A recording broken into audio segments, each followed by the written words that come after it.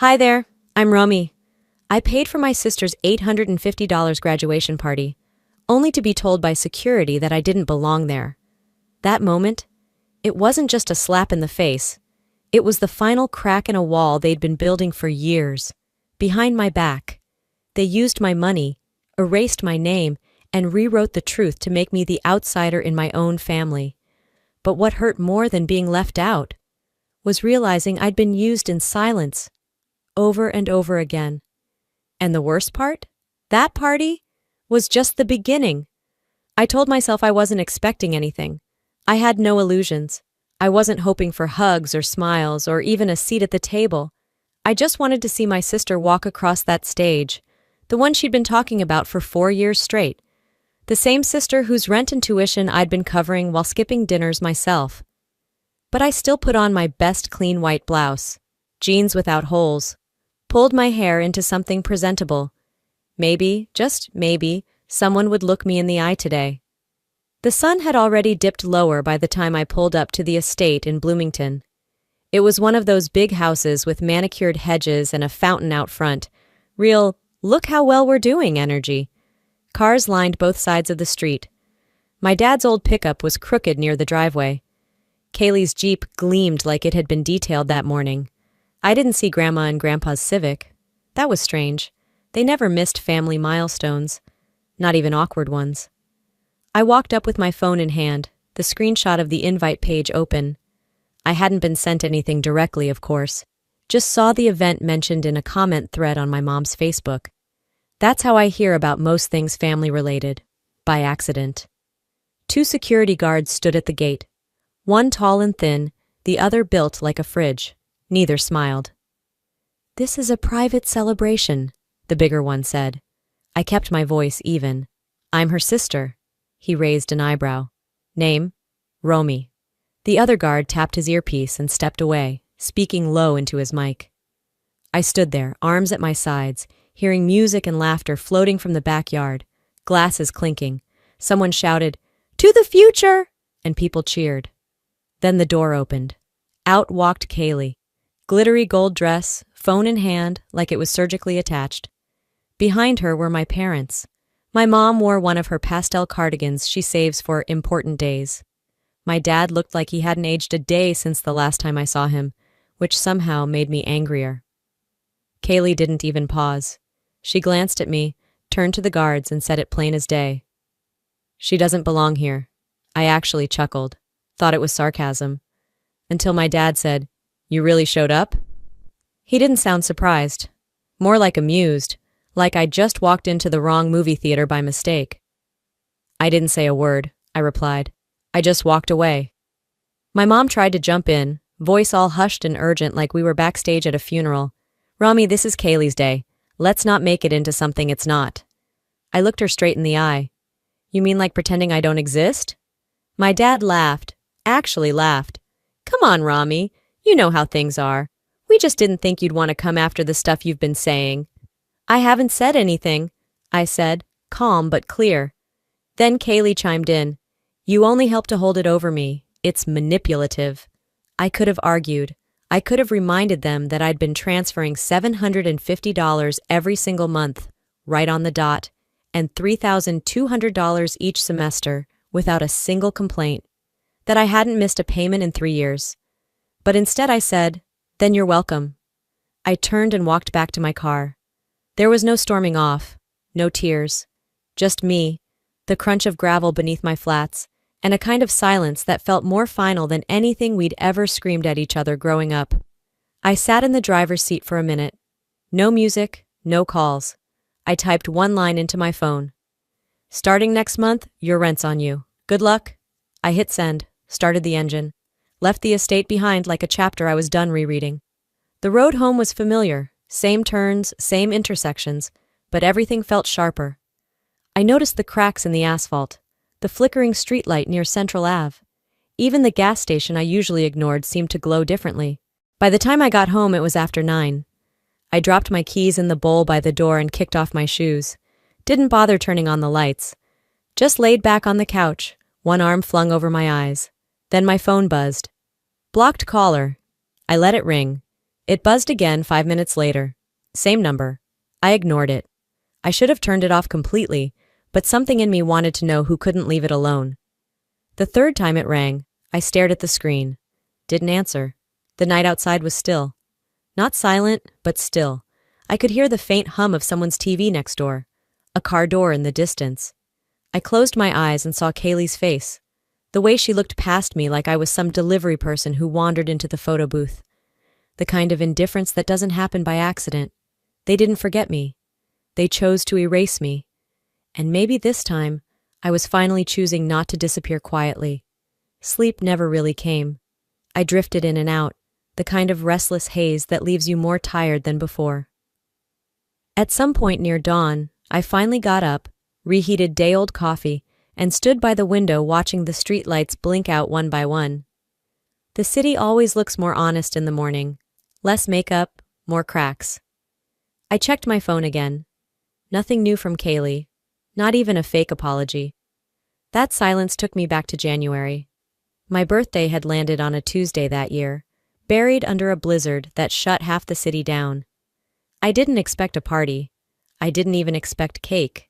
But I figured maybe I'd get a call, or one of those dry, emoji-laced texts my mom sends when she's trying to seem warm. Instead, I got a Facebook notification. Kaylee had gone out that night. Champagne flutes, sparklers on a dessert plate, group photos in a downtown bar. She'd tagged everyone, friends, coworkers, even someone named Ty I'd never heard of. She posted it with the caption, "Surprise night out, grateful for the ones who matter." That was the same night I had leftover carrot cake from a nurse I barely talked to. She'd stuck a single candle in it and said, "Don't tell HR we lit something in the break room." I'd laughed, because what else do you do? The next day my mom texted, "Hope you're doing okay." That was it. No happy birthday. No explanation. Just a vague check-in, like she was trying to cover her bases without committing to the facts. I didn't reply. 2 weeks later, I checked my bank account. Not out of paranoia. Habit. Years of tight budgeting made it second nature. There was a new tab labeled Shared Access. Judith's name sat there in bold. She could see every transaction, every bag of frozen peas, every overdue Netflix charge. And it clicked.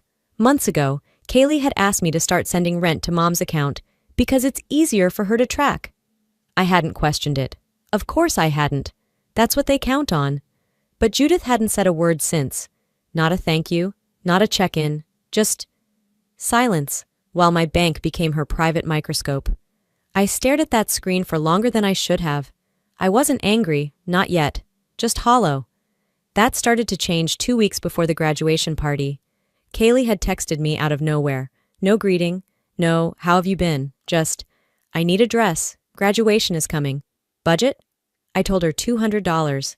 That was already more than I could afford, but I figured if she kept it reasonable, I'd manage. She replied with a screenshot. A dress. Not just any dress.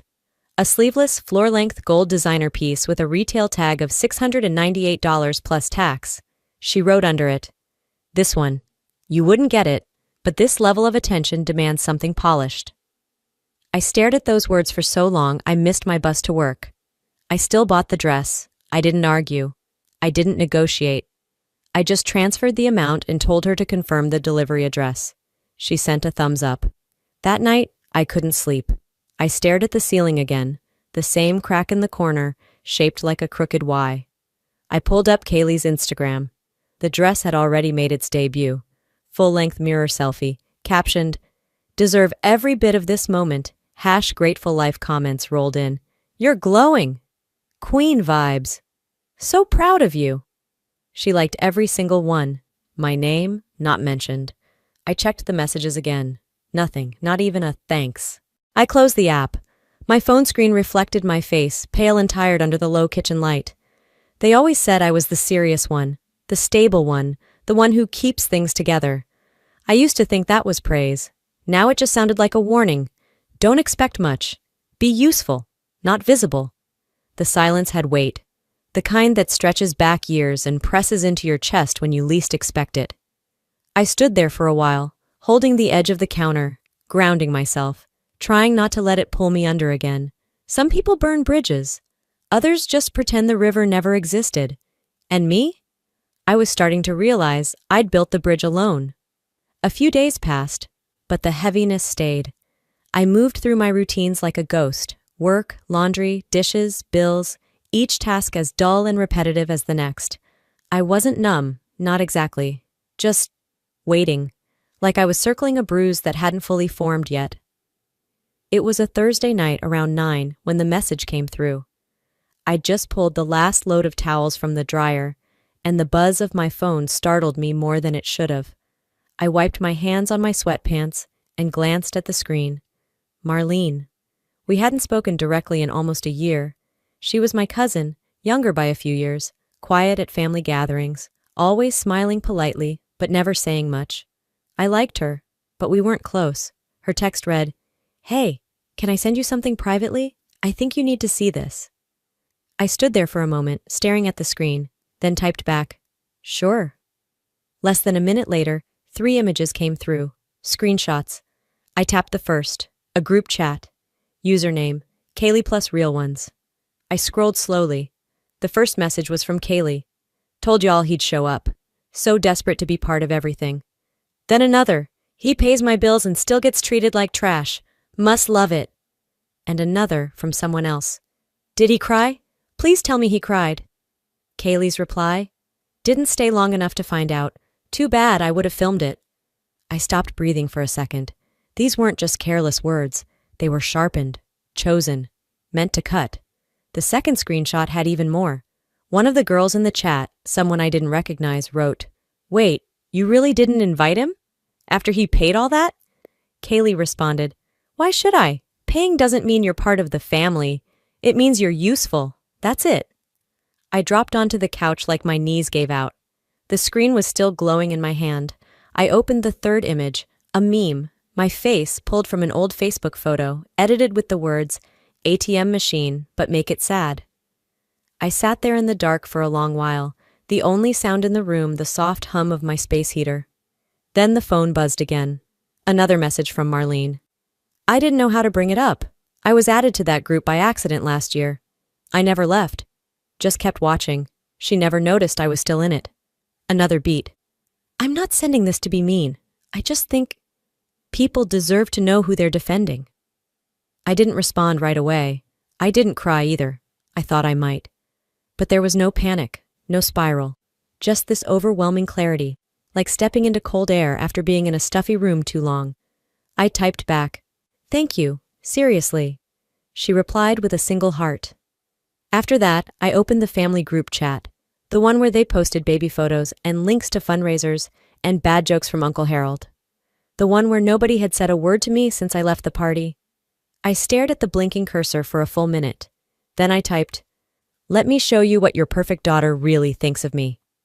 I attached the screenshot of Kaylee's messages. No commentary, no explanation, just facts. Then I hit send. The chat went silent. 10 full minutes passed. I watched the timestamp updates. Who saw it, who hadn't yet. Then a single action. Aunt Martha left the group. No text, no goodbye, just gone. That was all it took for me to understand how thin that family unity had always been. One exposed truth, and the seams started to split. I sat back on the couch, my fingers still buzzing from the adrenaline. I didn't feel guilty. I didn't feel vindictive. I felt awake. It wasn't about being forgotten anymore. It was about being used, lied to, mocked for the very sacrifices I made in silence. The weight I'd carried for so long, it had a name now. And it wasn't mine to hold anymore. The group chat remained dead silent all the next day. Not a single reaction. No one tried to defend her. No one asked for context. They all just vanished. I didn't know if they were processing or pretending it didn't happen, but either way, I let it sit. I'd said my piece. Truth didn't need a follow-up. I was halfway through microwaving leftover curry when my phone lit up again. This time, it wasn't a cousin or a blocked number. It was Judith. I didn't answer right away. I let it ring out. She called again a few minutes later. I figured if I didn't pick up now, I'd just be dodging this for days. So I tapped accept and waited. "Rami," she started, her voice coated in that syrupy softness she used when she was trying to sound concerned, but still above it all. "I really wish you hadn't posted that. You've upset your sister deeply. I didn't answer at first. Just let the weight of that sentence hang in the air. Then I said, You mean the sister who humiliated me in front of security after I paid for her party? She was emotional, my mother replied. It was a big day. For her? Sure. For me, it was the day I learned you'd rather pretend I didn't exist than risk 1 minute of discomfort. Judith sighed like she was the one exhausted by all this. Romy, we were trying to keep things peaceful. There was no need for all this drama. Peaceful for who exactly? Look, I don't know why you're bringing up every little thing. Your sister is younger, she's figuring things out. You should be the bigger person. I almost laughed. The bigger person. How many times had that been my role? The quiet one, the helper, the stable one, the ATM, never the person anyone defended.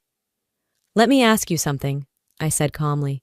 When did you last wish me a happy birthday? She paused. That hesitation said more than any apology would have. That's not fair, she said finally. You never said anything either. Because I was tired of keeping score, Mom. Then why start now? She asked, a little more sharply. Because now I know it wasn't forgetfulness. It was a choice. I hung up before she could reply. I wasn't going to spend another minute letting her twist this. A few hours later, as I was cleaning up the living room, I heard a knock. Not rushed, not angry, just steady. When I opened the door, Grandpa Harold was standing there, holding a small pink bakery box, and a look that told me he knew more than he was letting on. Got your favorites, he said, lifting the box slightly. Lemon poppy seed. He stepped in and sat down like it was the most natural thing in the world. We weren't invited, he said quietly, before I could ask. Your grandmother and I. We didn't know about the party until after. Judith said we'd cause a scene. Apparently, we complained too much. Complain about what? I asked, even though I already knew. Music, food, grandpa stories? You know, being alive? I shook my head, the sting behind my eyes sharp.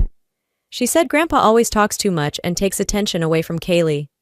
He didn't react, just opened the bakery box and pulled out a muffin. Well, I do talk a lot, he said, shrugging, but I talk about things that matter, things your parents don't want heard. We sat for a while. No TV, no distractions, just him, sipping coffee from a chipped mug, and me, trying not to let the grief leak out. Before he left, he looked at me with the kind of clarity that only comes from age and being done with sugarcoating. You're not crazy, he said. They've made you feel like you are, like wanting to be seen is selfish, but it's not. He squeezed my shoulder. Just don't lose yourself trying to keep people like them comfortable. When he left, I made another pot of coffee, not because I needed caffeine. I just needed something warm to hold on to. I stood at the sink, watching the steam rise. My phone sat on the counter, face down. For once, I didn't care what was lighting up or buzzing. Let them spiral. Let them rewrite history in the group chat. I wasn't playing along anymore. They didn't want me. They wanted the convenience of me. And for the first time in my adult life, I was done handing that out for free. The coffee grew cold on the counter, untouched. I didn't bother reheating it. Instead, I grabbed my coat and keys, sent a one-line text, "Let's talk, neutral ground," and drove into downtown Minneapolis. I chose a cafe halfway between our neighborhoods, somewhere anonymous, somewhere I wouldn't mind never returning to. Kaylee showed up 10 minutes late, dressed in her best impression of casual elegance, expensive loungewear, a flawless blowout, and sunglasses she didn't bother taking off indoors. Really? I said, gesturing to the glasses. She slipped them down her nose and smirked. Migraine, she said, like it was a punchline only she got. We sat across from each other, the silence dragging until I spoke. I'm not here to scream. I'm not here to fix anything either. She crossed her legs, glanced at her phone. Then what? I'm here to warn you, I said. If you twist one more thing about me, if I catch you rewriting reality again, I won't stay quiet. Kaylee rolled her eyes. God, you're so dramatic. This isn't court. No, I said, but lies still have consequences. She leaned back, arms crossed. You've always had this persecution complex. I make a few posts, and suddenly I'm manipulating the narrative. Give me a break. You deleted my name, I said flatly. Everywhere. Even the thank you comment you wrote me a week before the party. Gone. She blinked once. It didn't fit the vibe. There it was, the truth casual as a shrug. And putting thanks to my mom's sacrifices on your school bio? That's not just forgetting, that's theft. She waved me off. Mom did help. She made sure the checks cleared. She made sure I paid her directly. I snapped. That's what she made sure of. Kaylee raised her hands like I was the one overreacting. Look, if it means that much to you, I'll add your name to something. But this storm you're kicking up, it's not a good look. I stood up. Neither is being a liar. She didn't follow me when I left. Didn't call out or text later. And I didn't expect her to. That evening, back in my apartment, I opened her public graduation page. School blog, student spotlight, an entire section of acknowledgments. There it was in bold. I owe everything to my mother. She sacrificed so much to help me get here. I stared at the screen long enough to memorize the curve of the font. There was no mention of the woman who gave up her own vacation fund, skipped dinners, said no to new shoes for 3 years just to keep her afloat. And then I checked Judith's Facebook, a brand new photo album, my graduate. Every picture of the party was curated to look like a Hallmark ad. Judith front and center, smiling beside Kaylee in that $700 gown. The captions were what hit hardest. She did it all herself, but I'm proud to have been her support system. Comments poured in. You're such a strong mom, Judith. So selfless of you to raise such a driven young woman. Not one single tag. Not one acknowledgement. I scrolled and scrolled until my fingers hurt, but I didn't see my name anywhere. I closed the browser, shut the laptop, let the weight of it settle. It wasn't just the erasure, it was the repackaging, the way my silence had been used as space for their lies to grow. But I didn't scream. I didn't comment. Not yet, because silence, it cuts both ways. And I was done letting mine shield people who weaponized it. I was going to show the truth, but not in a status update. Not in another argument over coffee. The next time, I'd let the world see who they really were, and I'd do it in a way they couldn't delete or recaption. The sky outside was still the color of wet concrete when I sat down at my kitchen table, half awake, coffee barely touched. I wasn't expecting anything unusual. It was a Thursday, I think. Or maybe a Tuesday. They'd all started to blur. I opened my laptop and glanced at my inbox, and that's when I saw it. A forwarded email from Ellie, a friend in HR at a company I'd contracted for in the past. We weren't close, not really, but we had a quiet sort of understanding. She knew what I'd been through, at least some of it, and she clearly thought I deserved a heads up. The subject line was simple, chilling. Concern regarding employee behavior. I felt it before I even read the body of the message. That creeping sensation, like a drop in temperature. To whom it may concern. I'm reaching out because I'm concerned about Romy D's recent behavior. She's been emotionally erratic, has posted about family members online, and is exhibiting patterns of harassment. I fear for our safety, and I believe this should be on record should things escalate. Kaylee D. I read it again, slower, letting each word sink in like a stone dropped into water. Emotionally erratic, harassment, a threat. My name was in there, not veiled, not hinted at, written outright like a stain. This wasn't a misunderstanding. It wasn't someone blowing off steam in a private message.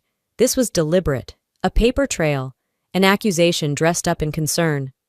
My sister, my own sister, had sent this to my former workplace, to people who still trusted me, people who could have been future employers. She knew exactly what she was doing. I closed the laptop, sat back. Let the heat rise, not the explosive kind, not the kind that makes you scream or break something. This was colder, controlled, sharp around the edges. No, I wasn't going to cry. Not for her, not again. Instead, I reached for my phone, opened the folder I'd created months ago. Screenshots, transfers, texts, evidence. It started with money, tuition deposits, rent help, the time I paid for Kaylee's car insurance when Judith forgot. There were thank you messages, emoji-filled texts about how much she owed me. There was a whole life's worth of quiet support buried in those screenshots. I had receipts. The digital kind. The real kind. If Kaylee wanted a record, I'd give her one. but it wasn't going to HR, and it sure as hell wasn't staying private. I opened Reddit, logged into my throwaway. I'd been on our family drama for years, silently scrolling through stories that hit a little too close. Stories that made me feel less alone. I knew how this worked. I knew what would land. I began typing. My sister tried to have me kicked out of the graduation party I paid for. Then she wrote to my job saying I was unstable. Here's what really happened. I laid it all out. No exaggeration, no name-calling, just the facts, the payment confirmations, the texts thanking me, the Venmo history, the emails, the screenshots of her public posts calling Judith a supermom, conveniently leaving out the person who'd fronted the costs when our dad dropped the ball. I wrote like I was filing a report. Calm, clear, chronological, and then I ended it with a single line. Silence protects abusers. I'm done being quiet. I hit post. Then I waited. The response didn't trickle in. It came like a wave. 1,000 upvotes in the first hour. Comments piling up, hundreds of them. By lunchtime, it was on the front page of the subreddit. By evening, people were messaging me privately. Strangers, kind strangers. Some angry, some heartbroken. All saying the same thing. You're not crazy. This happened to me too. This is emotional abuse. You're brave for speaking out. I didn't answer them all, just read, took a breath, sat with it. And then my phone rang. Kaylee. I let it go dark. Then it buzzed again. A text from Judith. Take it down, now. You're hurting the family. I stared at it for a while. Not out of shock, but recognition. This was her pattern. When things got uncomfortable, when the illusion cracked, she'd pull rank. The family. As if that meant something when it was convenient. As if I hadn't been cut out of the picture for years. I typed back, You erased me for years. This is me reclaiming space. No reply. For the first time, I didn't care. Because this wasn't just about one graduation party or one email to HR. It was about years of being edited out, scrubbed clean from our family's narrative, the steady denial of my role, my support, my existence. I'd been the strong one, the quiet one, the one who didn't need anything. Turns out people don't see what they're determined to erase. But now, the story was out there. And this time, it wasn't being told by someone else. It wasn't revenge. It wasn't rage. It was something deeper, truth. And it hit harder than I ever could. It never happens all at once. People don't just flip like a light switch. They drift. They recalibrate. They start pulling back in quiet ways, less eye contact, shorter replies, the subtle delay when they're deciding whether to stand beside you or stay silent. You feel the shift long before anyone says anything. It's the slow unraveling that hurts the most. That's how I learned who had been quietly watching all along, who had their doubts but said nothing, who had already left me behind and just hadn't said it out loud yet. So when the knock came that morning, I wasn't expecting anyone, especially not them. It was raining, a steady gray curtain of drizzle that turned the street into a soft blur. And on my porch, without a text or a warning, stood Marlene and Adrian. Adrian held a small envelope, the edges curling with damp. He looked like he hadn't slept, hair a little messy, shirt half tucked like he'd left in a hurry. His voice cracked a little when he spoke. I owe you more than this, he said, but I had to start somewhere. He handed me the envelope. Inside, $60 in cash and a folded note in his careful, neat handwriting. One lunch for each month. I acted like you didn't matter. I didn't move for a second. Not because of the money, it wasn't about that, but because it was the first time someone from that side of the family had actually looked me in the eye and said, I failed you. Behind him, Marlene stood clutching her tote bag, curls damp against her forehead. I used to think you were just intense, she said, shrugging like the words tasted strange. Too emotional, too much. But now I know. You weren't crazy. You were just outnumbered. We didn't say much else. Just sat in the front room for a while. No small talk, no forced apologies. Just the kind of quiet that fills in the cracks when someone's trying, really trying, to make it right. And honestly, that was enough. For now. Later that afternoon, my phone buzzed again. Another name I hadn't expected. Grandpa Harold. Can we talk? I'm nearby. We met at a diner neither of us liked, the kind that smelled like burnt coffee and old vinyl, with cracked red booths and menus that hadn't changed since 1994. But it was quiet. Neutral ground. That's all I needed. He leaned in across the table, both hands wrapped around his mug like he was anchoring himself. You know, he said, I was at the house last week. Nobody saw me come in. Judith and Walter were in the kitchen. I heard them talking about Kaylee, about how they spun the whole thing. He took a sip, eyes never leaving mine. They laughed, Romy, like it was funny, like what they did to you was just strategy. I didn't say a word. I just stared down at the cracked formica between us. Something about the pattern reminded me of veins under skin, fractured and fragile. They think people forget, he said, but I didn't, and now neither will anyone else. I nodded slowly. You used to say silence was power, I said. He nodded back. It is, until it starts protecting the wrong side. That night, another message. Instagram this time. A name I hadn't seen in years. Jamie, high school classmate, now married to one of Kaylee's friends. We hadn't spoken in forever. Hey, this might be weird, but I think you need to hear this. Attached, a voice memo, 5 minutes long. I hesitated, then hit play. There was laughter at first.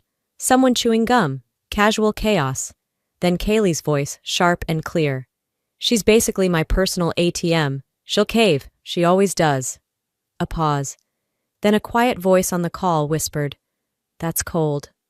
Kaylee again. Please, guilt is cheaper than gratitude. My stomach didn't even drop.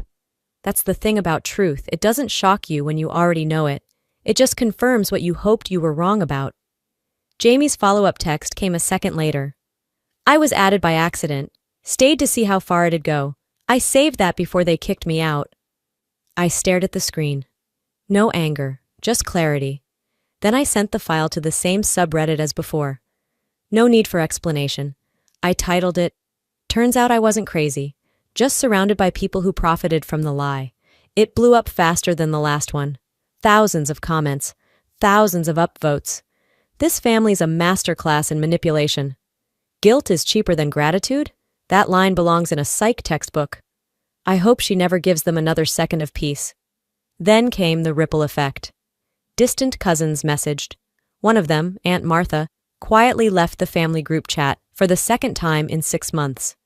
Adrian posted a public comment under the Reddit thread. Romy isn't bitter, she's brave, there's a difference. And Kaylee? Nothing. Her Instagram went silent. Stories vanished, comments locked, profile blank. But I knew she was still watching. People like her don't walk away. They monitor, they wait, they look for new angles.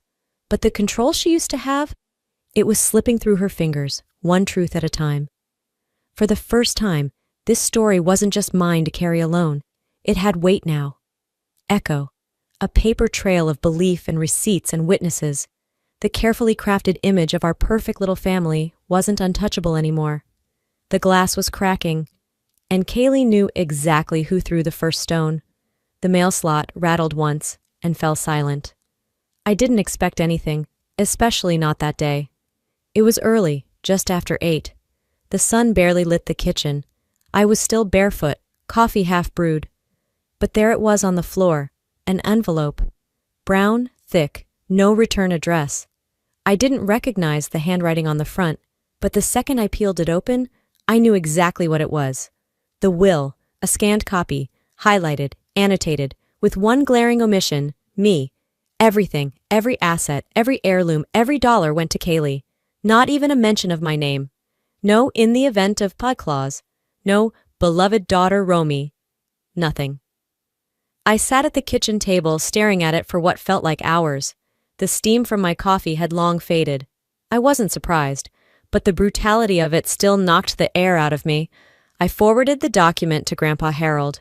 It took him less than 10 minutes to call back. That's recent, he said. That isn't the will we saw 2 years ago. Then another call came through. Eleanor. She hadn't reached out in ages, not since before Mom and Dad's anniversary mess. Judith didn't tell anyone, she whispered. She said you were too dramatic to deserve anything real. I laughed. bitter and full. Dramatic? Or just no longer silent? Eleanor didn't answer, but her pause said enough. 2 days later, I was at Judith's house. No warning, no invitation, just walked in with the envelope in hand. Kaylee was curled on the couch in matching loungewear. Walter sat at the dining table flipping through a newspaper like he was auditioning for Passive Patriarch of the Year. I dropped the document on the table between them. No theatrics. Let's stop spinning. One conversation, one moment of honesty. That's all I want. Judith stood at the top of the stairs, arms crossed, looking like she was about to deliver a speech. She opened her mouth, but I didn't let her get to the second syllable. If your love was conditional, say that. If your version of family requires silence and service, just admit it. Don't dress it up like care. Walter finally looked up. That's not fair. I locked eyes with him. What's not fair is rewriting history and calling it healing. No one replied. I turned toward Kaylee. She met my gaze for half a second before reaching for her phone. Don't, I warned. If you're going to record this to make me look unhinged again, at least wait until I leave. She dropped the phone. I stepped back, taking in the house. The same furniture, the same photos on the mantel, the same curated image. This place isn't mine. It never was. I just funded the illusion. Judith tried again. You don't understand. I cut her off one last time. I do. I understand more than you ever gave me credit for. I left the house without another word. By the time I got home, I had already uploaded the will to the same Reddit thread. The caption was simple. Let's stop pretending this was ever about family. It was about ownership. Within hours, the comments were on fire. This is next-level manipulation. She gave them everything and got erased for it. Where do I send Romy flowers? That night, Kaylee deleted her Instagram. Judith's Facebook suddenly went private. Eleanor sent me a text. I didn't know. I really didn't. I believed her. Partially. But I wasn't in the business of making people feel better anymore. Not if it came at the cost of my own peace. Harold called that evening just to say, proud of you. I didn't cry. I just looked out the window, breathed in, and let the silence settle. Not heavy this time, but earned. The kind of quiet you get after telling your truth and watching it land. For the first time in a long time, I didn't feel like I was holding up a family. I was finally holding up myself. The sun rose a little differently that morning. Or maybe I just noticed it for the first time in a while. I drove through the city without the usual tension in my chest. No tight grip on the steering wheel. No mental rehearsals of conversations that would never go the way I hoped. 3 weeks had passed since everything cracked open. Since I stopped trying to tape it all back together. Since I chose myself, not out of spite, but out of necessity. I parked outside the nonprofit office, a shared space with creaky floors and peeling paint. But it had windows that let the light in, and for the first time in years, I did too. Inside, my desk sat bare, no framed photos, no plants, just a clean surface waiting to be filled. I slid my laptop out of its sleeve and opened the calendar. The day was full, grant follow-ups, outreach emails, a Zoom call with a youth shelter director. And I was excited, not anxious, not dreading, just grounded.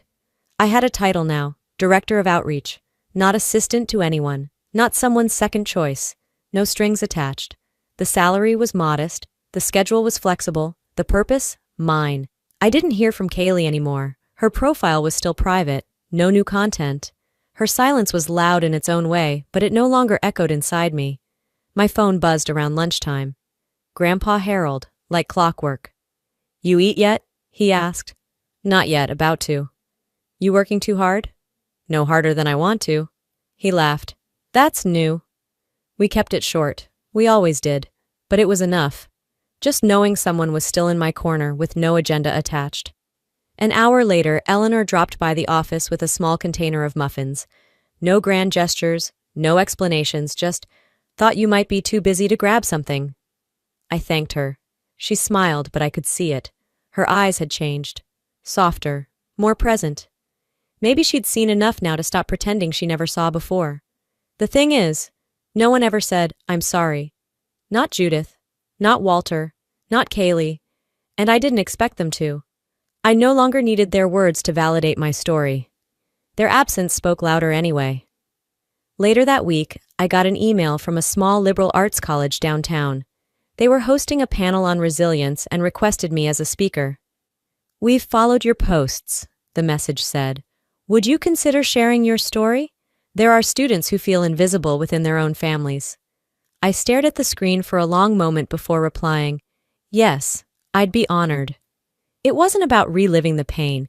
It was about telling the truth where it mattered, giving language to people who still didn't know how to say, "That wasn't okay." On Friday, I stopped by the neighborhood cafe. My usual table by the window was open. I sat with my laptop, a muffin, and a second coffee for no one in particular. Just habit or hope. I scrolled past Kaylee's profile one more time, locked down tight. A few comments from strangers still lingered beneath old photos. Most were gone. I didn't type anything, didn't screenshot, didn't share. I just sat back and exhaled. It wasn't revenge I wanted, it was release. Some wounds don't get stitched up with apologies. Some heal in silence over time when you finally stop handing the scalpel to the people who cut you. That evening, as I walked back to my car, I passed by a glass window and caught my reflection. Not tired, not bitter, just whole. The kind of whole that doesn't beg to be believed. The kind that no longer needs proof. Harold called that night. We didn't talk about the family. We talked about tomatoes, his garden, the dog next door that kept digging holes under his fence. I laughed more than I thought I could. Before bed, I opened my journal. Not to write pain, just to write. Ideas for the panel. Names of women I wanted to invite. A quote I'd heard once and never forgotten. "You do not have to set yourself on fire to keep others warm." I underlined it twice. Then I closed the book, turned off the light, and slept with the window open. Because for the first time in a very long time, I wasn't afraid of what the morning might bring. You know, I used to think that keeping the peace meant keeping quiet.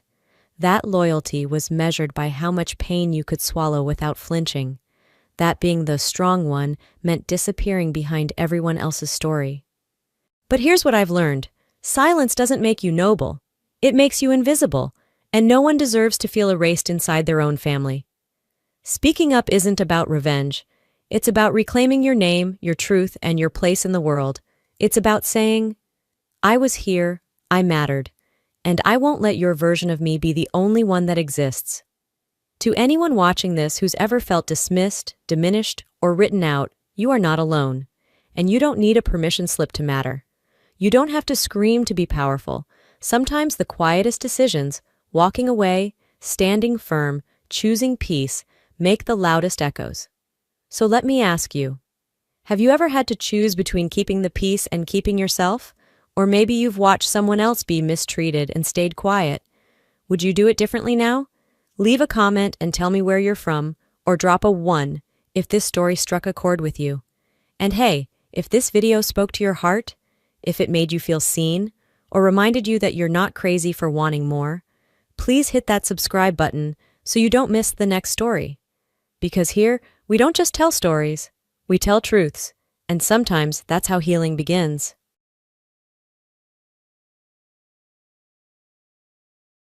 Kenneth Davis, a 36-year-old single professional, resides in a bustling city, having left his rural corn farming upbringing behind.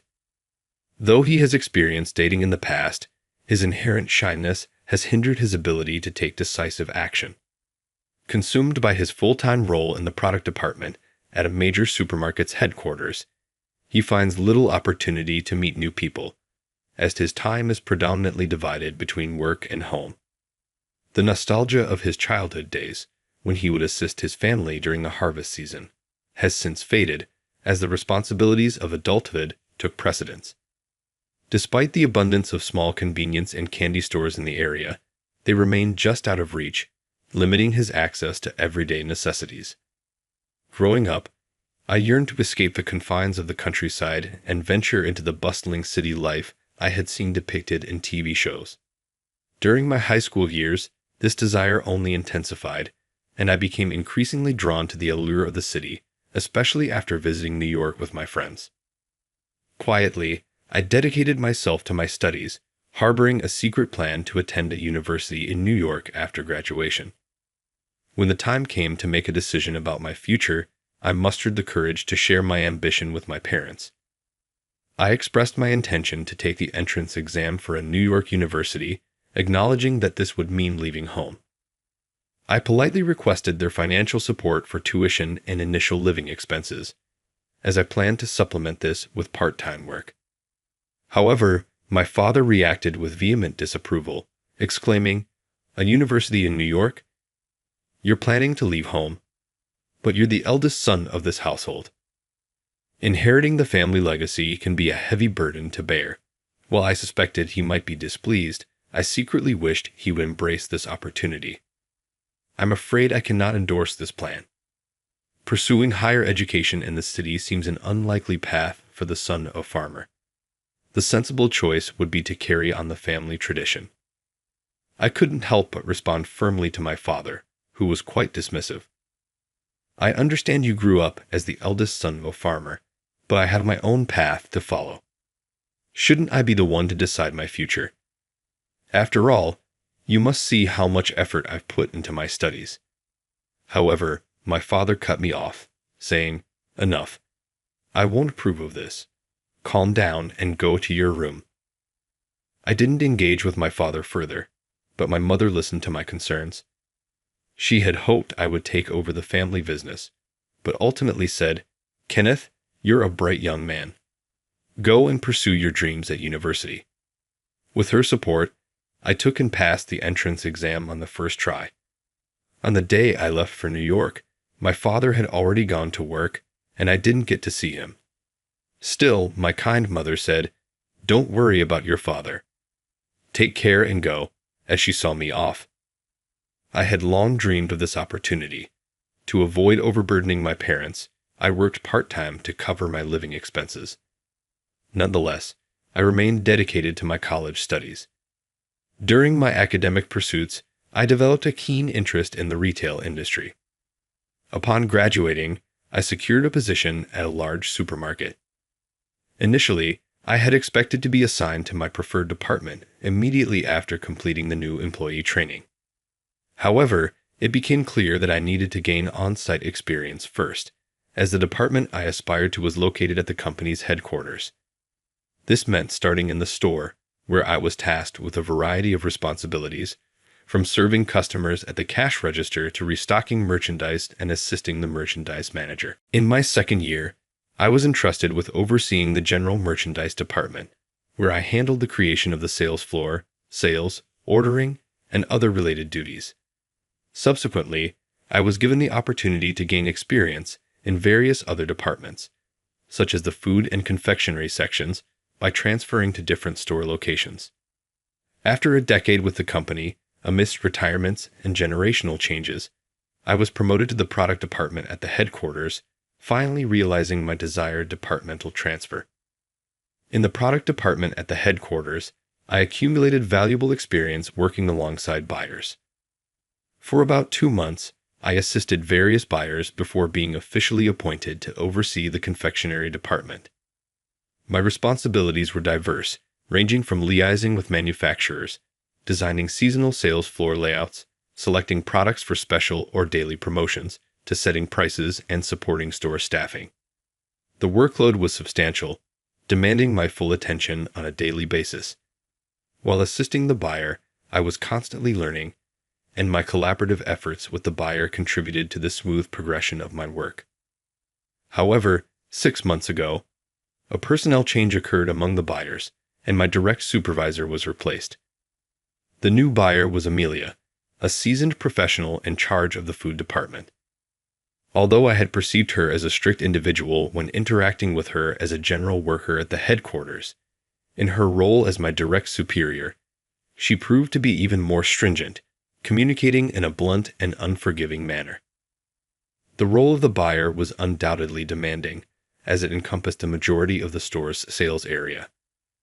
Although the headquarters appeared to employ predominantly male staff, this female buyer had proven her mettle through diligent effort. It takes considerable fortitude to keep up with the responsibilities of this position. I believe I possess strong interpersonal skills, though I hesitate to boast. Regrettably, my colleague seems to take issue with my gentle demeanor and personality. What was the nature of that earlier phone conversation? Conveying the message and moving on would have been the prudent approach, yet I still have tasks to attend to. This is why I find the attitudes of country folk so vexing. Upon learning of my rural upbringing, she wasted no time in labeling me a country bumpkin, perhaps assuming that those from the countryside are intellectually inferior. I have never before been reprimanded for the pace of my work, but now I am subjected to the exasperated question, "Are you still doing that?" The other buyers, observing the situation, offered words of encouragement, urging me to focus on my duties and not worry excessively. While there were undoubtedly challenges, I pressed forward without dwelling on them. One day, we were scheduled to negotiate with a confectionery manufacturer, and I was set to accompany Amelia, the buyer, on this endeavor. In the discussion chambers, the bargaining process commenced. Both parties engaged in a deliberate exchange, carefully weighing their options and interests to reach a mutually agreeable resolution. The atmosphere was marked by a delicate balance of assertiveness and compromise, as each side strived to secure the best possible outcome for their respective stakeholders. "Kenneth, please get the documents." As Amelia, the buyer, had instructed, I was retrieving the papers from my bag. Suddenly, I stumbled, causing the documents to scatter across the floor. Oops, my apologies. I hurriedly gathered the materials, but Amelia shouted, "What's the meaning of this?" in her usual loud manner. Although we were at the manufacturer's office, she did not assist me in collecting the papers. Instead, she apologized to the person in charge, sighing and stating, "I'm sorry about this. He's just a country boy, so he's a bit clumsy. Haven't you met Kenneth before? Was he always this awkward?" I had been assigned to work with him. Though more than a decade had passed since he left his rural hometown, the scent of the countryside still clings to a person raised deep in the mountains. After all, it's generally better for city dwellers to collaborate with their urban counterparts, isn't it? As I organized the materials, Amelia was relaying these sentiments to the person in charge. I had created an uncomfortable atmosphere, but the negotiations that day went well, and we returned to the headquarters. Here is a paraphrased version of the given text, maintaining the same length. The transaction had to be stopped abruptly. Amelia was also caught off guard by the unexpected development. Apparently, the issue stemmed from an incident during the previous day's negotiations. I was informed that the manufacturer's president had witnessed and overheard the conversation when I was organizing the scattered documents. Now that I think about it, one of the manufacturer's representatives had left their seat to fetch a laptop during that time. The negotiation room's door was open then. This is why Amelia's sarcastic comments seemed to have spilled out beyond the confines of the room. After that negotiation, the three representatives were summoned to the president's office, where he openly expressed his anger, questioning the buyer's behavior. He found it outrageous to mock someone simply because they hailed from the countryside. The reason was that the president's family home was a farm, and he often referred to it as the candy due to the Material Manufacturers Association. Given the president's own rural background, his outrage was understandable. After the incident, our president apologized, but the other company's leader dismissed it, declaring, "If you want to work with us in the city, so be it. We're done cooperating with you." Despite our best efforts to convey our sincere remorse, the business partnership was reduced to 1/3 of its previous volume. This was a significant setback, as the manufacturer had been a long-standing supplier and occupied a substantial portion of our sales floor. Amelia, the employee deemed responsible, frantically reached out to other confectionery companies, negotiating to increase transactions and rushing to fill the gap in the store's inventory. I had to take on additional tasks to support her efforts.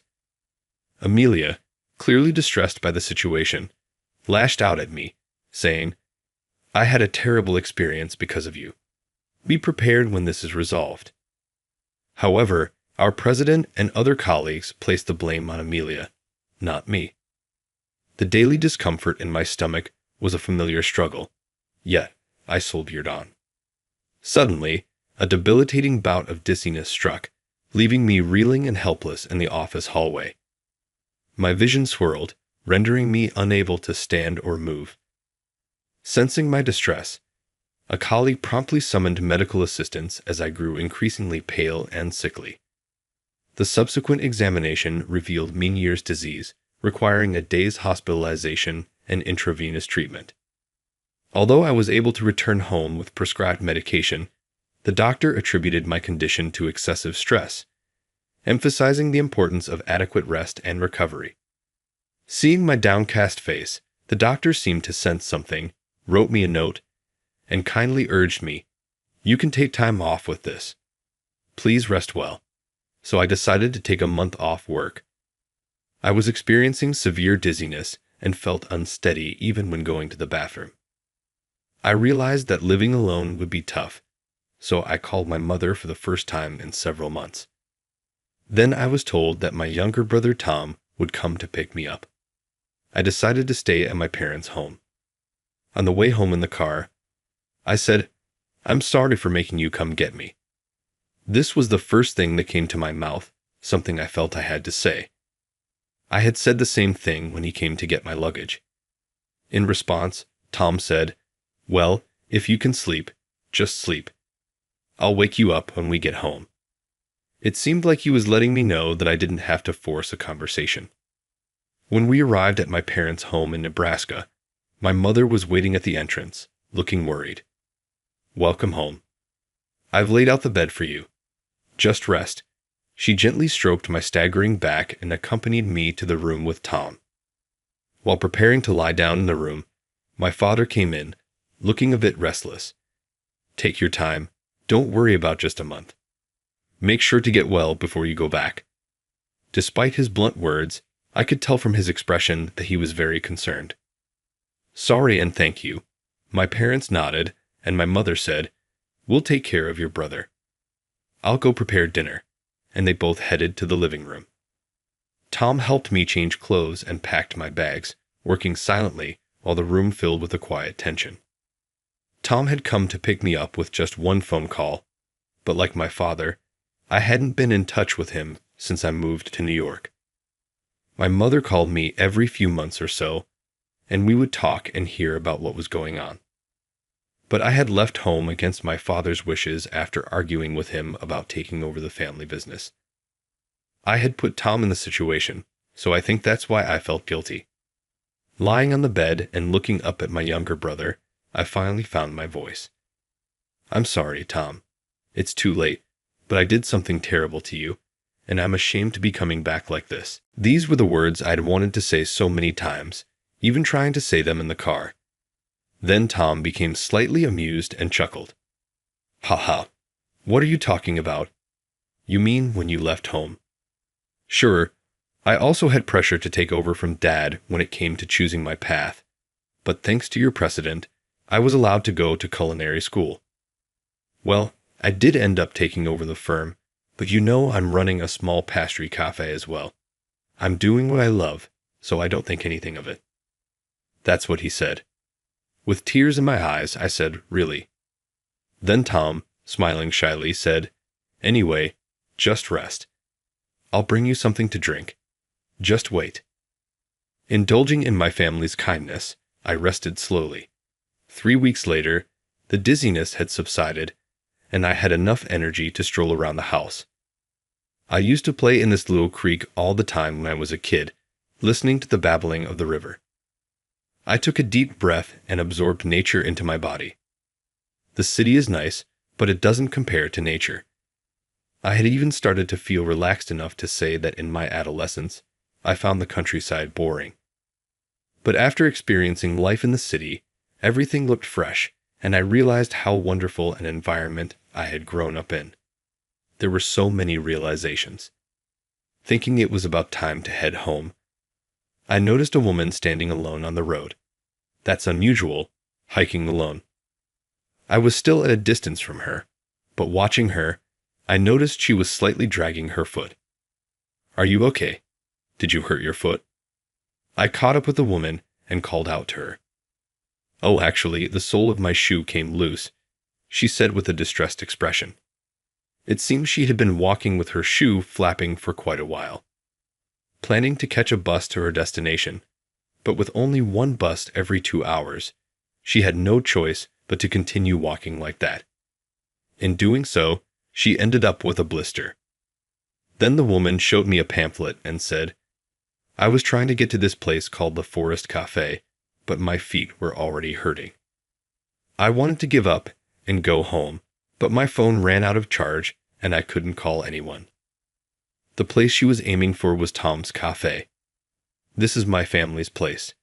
Shall we go together?" Though it was just a blister, she was injured, so I carried her on my back to my family's home. Both my mom and brother Tom were surprised at what had happened, but seemed relieved to hear she was a guest. We took care of her injury and gave her some tea and cookies. "Delicious, and thank you for cleaning my wound. I apologized for the piggyback ride earlier," she said. She was either smiling because of the delicious taste or blushing with embarrassment from the piggyback ride. Her cheeks flushed as she giggled. Honestly, I was the one who felt embarrassed. I hadn't noticed when I first spoke to her, as she was wearing her hat low, but she was quite a beauty, which made me a bit giddy. Both my mom and my brother Tom were happily talking to her. Her name was Mia, and it seems she works in New York just like me. She goes hiking or visits spas in the countryside a few times a year to refresh. Oh, it's already dusk. It gets dark quickly around here. "You're welcome to stay the night if you'd like," Mom offered. Though Mia hesitated, she sensed my mom's genuine concern and decided to stay. After dinner, as I was the last to get out of the bath, I found Mia still watching TV in the living room. "Would you like to have a drink together?" So we drank together. It had been a while since I drank with someone, and this was the first time with someone as beautiful as her. Maybe I drank too fast, but I got quite drunk. Before I knew it, I was babbling about not having a wife or even a girlfriend at this age, why I was resting at my family's place, and complaining about Amelia. Then Mia said, "As a thank you for helping me, I'll give you something special when we return to New York. Please look forward to it." She said this with a mischievous expression on her cute face. I must admit that it made my heart skip a beat, but that's between us. The night wore on, and we each went to sleep in our rooms. When I woke up the next morning, it was almost noon. I had slept deeply because of the heavy drinking. Mia had left early in the morning, thanking my parents before returning to New York. That was fun, I thought. I couldn't get her out of my mind for a while. Then 3 days passed, and just as I was feeling down about returning to work, I got a call on my phone from the department manager. When I answered, he seemed flustered. "Did you do something while you were off?"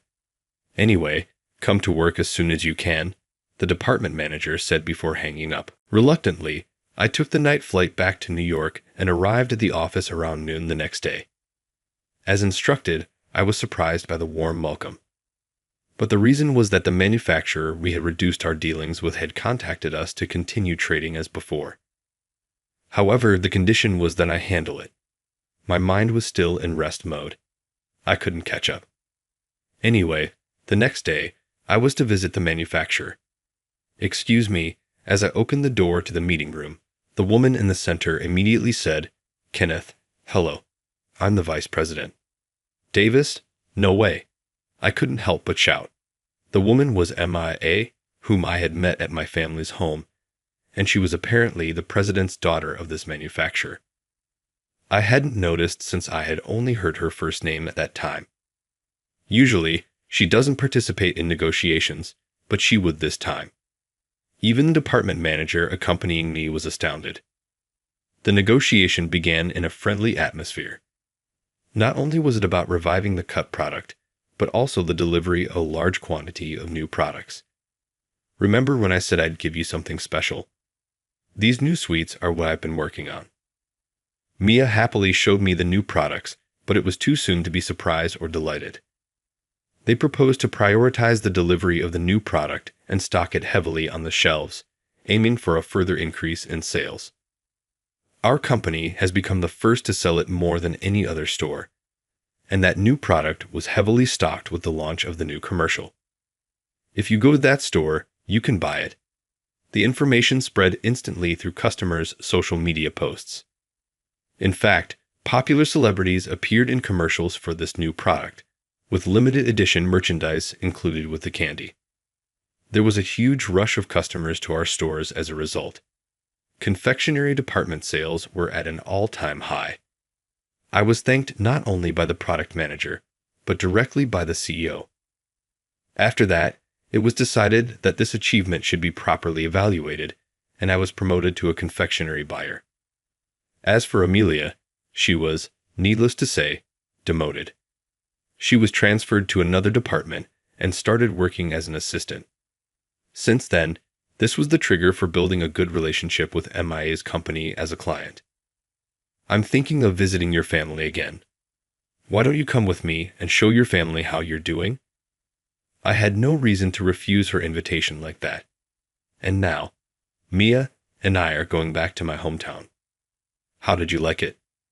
Subscribing to our channel will motivate us to produce more content. See you in the next video.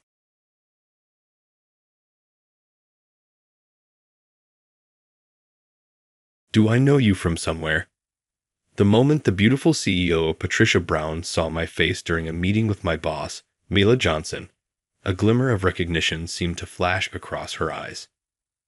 Mila, standing before me with a forced grin, dismissively labeled me as just an incompetent rookie in a mocking tone.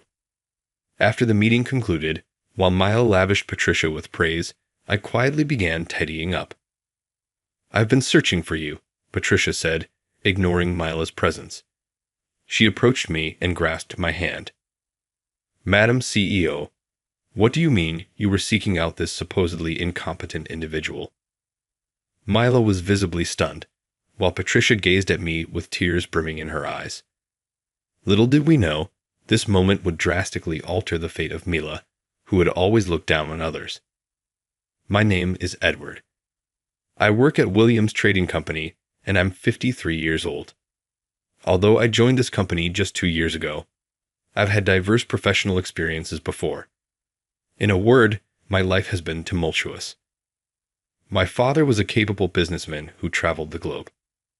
My mother and I lived in various countries due to my father's work. Thanks to this, I've become fluent in around 5 languages, starting with English. In my teenage years, my mother grew weary of the constant travel and decided to part ways with my father. My father, who had independently mastered English after the war, firmly believed that with diligence and resolve, anything was possible. This led him to wonder why my mother, who had become more reclusive and homebound, did not socialize more. He even asked me directly, "Why doesn't your mom go out and meet people?" with genuine perplexity. Whether it was due to my inheriting my father's traits or my ability to adapt easily to new environments, I had no complaints about living with him. However, when I compared his seemingly content solitude to my mother's daily tears, I decided to return to the U.S. with her. My father appeared slightly saddened by this, but promptly returned to his work. It was a time of economic prosperity, and Japanese businessmen were ubiquitous. Even without much effort, work was comfortable and incredibly exciting for my father. And so, I departed for the U.S. with my mother. My father provided substantial alimony and child support, ensuring there would be no concerns regarding my educational expenses. However, my uncle, who had invested in real estate, persuaded my mother to join him in this venture. And that's when our troubles began. At first, the investments were profitable, and my family enjoyed a prosperous period. But when I was preparing for college entrance exams, the economic bubble burst. My uncle, being an inexperienced investor, quickly found himself in insurmountable debt. He had been entrusted with my college funds, leaving us destitute and forcing us out of our home. I managed to graduate high school, but struggled to find a suitable job, so I resorted to taking on part-time work. My mother, once again, retreated into seclusion and eventually became bedridden. She was severely depressed, although mental health issues were not widely recognized at the time. She lost her appetite, grew thin, and ultimately succumbed to a common cold. This occurred shortly after my 20th birthday. My uncle disappeared, and his family severed all ties with us. I was left alone, but my father's resilience helped me avoid succumbing to excessive pessimism. Fortunately, I was able to forego inheriting my mother's debts by waiving the inheritance. Here is a paraphrased version of the given text. I've had a diverse work history, dabbling in various industries like food service, construction, and manufacturing. I even taught myself programming and became a software engineer, but none of these jobs ever truly resonated with me or felt like a long-term fit. As I approached my 50th birthday, I knew it was time to make a change. That's when a friend introduced me to Williams Trading Company, a mid-sized yet stable organization where the work aligns well with my skills and interests. The employees have been welcoming, and despite being new to sales, they've taken me under their wing and shared their knowledge. There is, however, one aspect that poses a challenge. My boss, Mila Johnson, the sales department manager. Her brash tone often catches me off guard as I hear her sharp voice summon me to her desk. Yes, I reply hurriedly, making my way to her. Mila's voice booms, "You're late." I always say, when I call, "You come within 3 seconds." As expected, an old beginner has sluggish reactions. Impatiently tapping her desk, Mila glares in my direction. "I'm very sorry," I say, bowing deeply. I knew from experience that without this gesture, she would yell at me even more. "Okay, fine, just be more careful next time. Now, have you prepared the materials for the meeting next week?" "What? I was told the deadline was the day after tomorrow, wasn't it?" "Who told you that?" she snaps. "You did, Miss Johnson." I start, but before I can finish, a thick stack of papers is slammed onto the desk. "Who said that?" "I'm sorry. I must have misunderstood," she retorts. "Isn't that right? Be grateful I corrected your misunderstanding. Are your old ears failing you? Hey, why are you just standing there? Hurry up and get the materials ready." "Yes, thank you. Excuse me." I respond politely and turn to go back to my desk. Again, I think to myself, since the day I was assigned here, Mila has singled me out, finding faults and going back on her words just to attack me. Why is this happening? Is it because I'm a 50-year-old beginner? My coworker next to me gave me a compassionate expression. Our gazes locked, and we exchanged wry grins, yet we remained silent. Once, when a colleague attempted to assist me by offering extra resources, Mila witnessed it and harshly reprimanded me. Naturally, I was the one who faced the consequences. Apparently, I was not supposed to bother my busy colleagues. Since then, everyone realized that showing kindness towards me in Mila's presence would lead to even worse treatment, so they refrained from speaking up openly. However, they would discreetly lend me a hand when Mila was not around. That's why I can't quit, I thought to myself. Besides, I don't dislike the sales work. I'm truly my father's son, I mused, feeling somewhat amused. Still, what should I do about Mila's attitude? As I hastily prepared the materials, I thought, I suppose I'll have to work at least 2 days ahead of any deadline, not trusting the given dates. I'll strive to stay on top of my tasks. "Edward, what about those materials?" "Here it is, Edward, the estimate for the upcoming project. It's all done. I've also secured approval from the manufacturing division." My strategy was working, and even Mila couldn't find fault with it. My coworkers were impressed, saying, "Edward, you're exceptional." I thought I could finally unwind, but I soon realized how mistaken that assumption was. At first, Mila seemed taken aback and would respond with phrases like, "Oh, okay," or "Well, that's fine." However, she quickly started becoming irritated. It seemed that not being able to vent her frustrations on me was only increasing her stress. "Edward, Her voice was already laced with rage when she called out to me. Yes, what is the matter? You know, she'd had summoned me, but she didn't seem to have any criticism to voice. I mentally reviewed my tasks, trying to identify anything she could potentially fault. Nothing. I was safe. I told myself not to cower in front of Mila and stood before her with a serious expression. Mila glared at me, her body trembling with anger. She was probably searching for a reason to blame me. After staring at me for a while, her face suddenly brightened, as if she had just thought of something. Edward, that plant over there is wilting. Have you been watering it? You haven't, have you?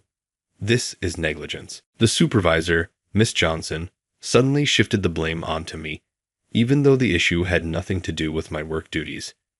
I gently explained, Miss Johnson, that plant belongs to you, and I was instructed not to touch it. However, my response only fueled her outrage.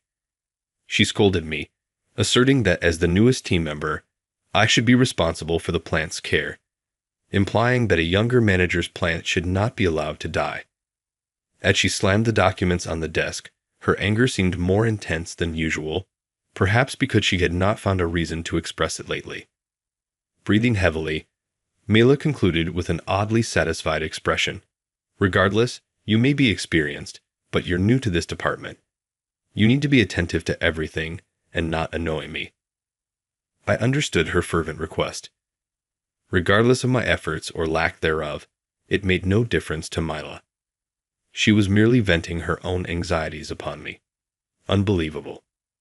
At this rate, she'll find fault even with the spotless windows. I sighed as I returned to my desk, noticing my coworkers observing us with tense expressions. Even the kindest individuals must suspect a reason behind Miss Johnson's targeted treatment of me. I felt utterly dejected, yet deep within, my resolve began to grow.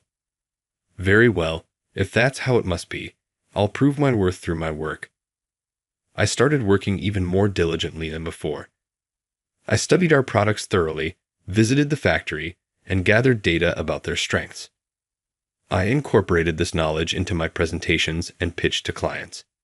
The outcomes were positive, and I secured several contracts. Excellent. If I keep demonstrating my capabilities, even Miss Johnson will have to acknowledge me.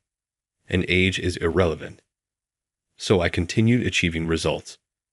Of course, as Mila instructed, I also tended to the plants. It seemed that Mila's attitude towards me was gradually improving. Johnson couldn't criticize the situation. Additionally, her annoyed demeanor had softened recently. At last, my hard work is yielding results, I began to think. However, Mila still had no plans to welcome me as a co-worker. I understood this just a fortnight later. Edward, come over here for a bit. Mila addressed me, surprisingly upbeat. Of course, what's the matter? I promptly made my way to her desk. The company we're set to sign a new deal with is highly significant. I'm the one assigned to go, but Edward, you'll be joining me. I couldn't believe it when she asked me to accompany her to meet such an important client. Yes, you've been doing well with some smaller deals recently. This is a great chance for you to learn from a big project. I'll be the main contact, so you can just observe and learn from me, Mila said, surprisingly making a lot of sense. I was too stunned to respond at first. What? Do you have a problem? She glared at me, some things never changing. I'm honored. Thank you for the opportunity, I managed to say. My pleasure, Mila replied, her grin a bit unsettling. But I was too excited about the new project to worry about it. Mila introduced herself with practiced ease. Nice to meet you. I'm Mila Johnson, sales manager at Williams Trading, handing her card to the CEO, Patricia Brown, of Castle Mountain. Thank you. And who is this? Patricia said, looking at me. I was overwhelmed by her stunning beauty as we met for the first time. I'm Edward, I stammered, quickly handing over my own business card. Here's a paraphrased version of the given text. As I presented my company's offerings, Patricia examined my ID card, then peered curiously at my face. "Forgive me, but have we crossed paths before?" she murmured, as if trying to recall a past encounter. Before I could respond, Mila interjected dismissively, "He's just a rookie, nothing more." Then, addressing Patricia directly, she said in a mocking tone, "Miss Brown, we're truly grateful that you've chosen to work with our company once again." I knew that Patricia had founded Castle Mountain, a rapidly growing business specializing in beauty products for women. Their interest in the items handled by Williams Trading had led to this potential partnership. "Not at all, the pleasure is ours," Patricia replied warmly. "It's an honor to have our sales manager herself, accompanied by an experienced staff member, visit us today. I'm confident you'll be able to address any questions or requests we may have." Compared to the poised and elegant Patricia, the tall and sharp-featured Mila struck me as undeniably beautiful, but in a more abrasive manner. I had witnessed Mila pound on her desk, shouting profanities while wielding thick documents, a far cry from Patricia's refined demeanor. "All right then, Edward, go ahead and explain," Mila said casually, catching me off guard. "Huh. Isn't it your job to handle the main negotiations, Miss Johnson?" I couldn't help but question her.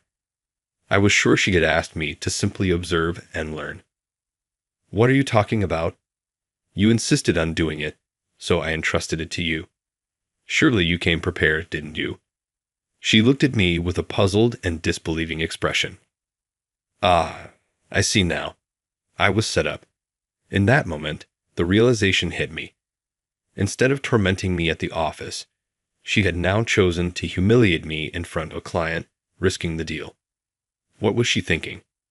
Her eyes gleamed with a mischievous intent. Seeing that, I understood why she had been so quiet lately. She was planning this trap.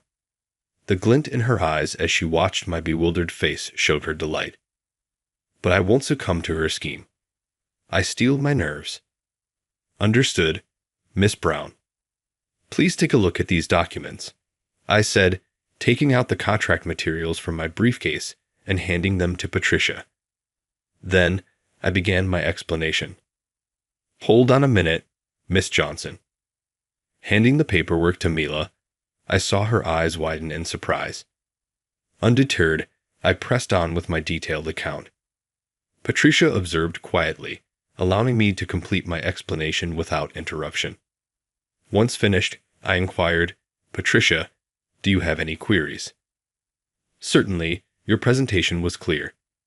I'll compile my questions and send them to you via email. Please address those when you can." We firmly shook hands, signaling the successful conclusion of our discussion. Mila, her expression one of bewilderment, asked, "Does this mean?" "The contract will proceed as planned, with Edward leading the way." I heard Mila grinding her teeth beside me, but I immediately accepted the role without hesitation. Mila could no longer contain her voice. "What? Edward, you?" However, Patricia's calm voice cut through the tension. "By the way." Both Mila and I turned to Patricia, who revealed, "I've been looking for you, brother." I couldn't help but cry out in surprise. "What? Brother?" Mila seemed equally shocked. Patricia explained, "Yes, brother. I'm your half-sister, Patricia Brown." My father, James Smith, often spoke of his son, Edward, whom he assumed had taken his mother's maiden name, Edward. She approached me with a smile, noting the resemblance in our demeanor and expressions during business meetings. I was taken aback by Patricia's revelation, but her account sounded credible. After all, she had no reason to be dishonest with me as we worked to finalize a business agreement. Her words evoked vivid recollections of my father, stirring emotions within me. I'm surprised, yet I'm grateful for this information. I've been on my own since my mother's passing. Unfortunately, I lost contact with my father, and he passed away 3 years ago. Patricia nodded solemnly. "Yes, your father was a remarkable individual, and I cherished him. He was always concerned about your well-being. After the economic downturn, He came to the United States once in search of you, but your mother's family had dispersed, and he couldn't locate you. I felt a sense of joy upon realizing that my father had indeed made efforts to find me, even though he had seemingly forgotten about me. As Patricia and I continued our conversation, Mila, who had been overlooked, interjected with an irritated tone, requesting that I sign the contract. Without hesitation, I agreed, and Patricia swiftly signed the documents, attempting to hand them to me. However, Mila swiftly snatched the papers away, declaring that it was time for us to leave. Ignoring the puzzled expressions of Patricia and myself, Mila hurriedly departed, with me following behind. As we returned to the office, Mila suddenly turned to face me, her expression resembling a terrifying demonic mask. In a strained, low voice, she expressed her desire to have a serious discussion, questioning why the materials I had prepared for Castle Mountain differed from the ones she had instructed me to create, as they contained more detailed information than she had requested. When I received the hasty note from you, Mela, instructing me to create materials based on its contents, I did so. However, I felt the resulting materials might not adequately convey our products to the client. So, I put together additional information I believed the client would find useful and prepared my own set of materials, keeping them in my bag as a supplement in case your explanation fell short. Since you told me to explain, but didn't provide the materials you intended to use, I had no choice but to rely on my own, I explained. Are you saying this is my fault? Mela exclaimed, clearly displeased with my response.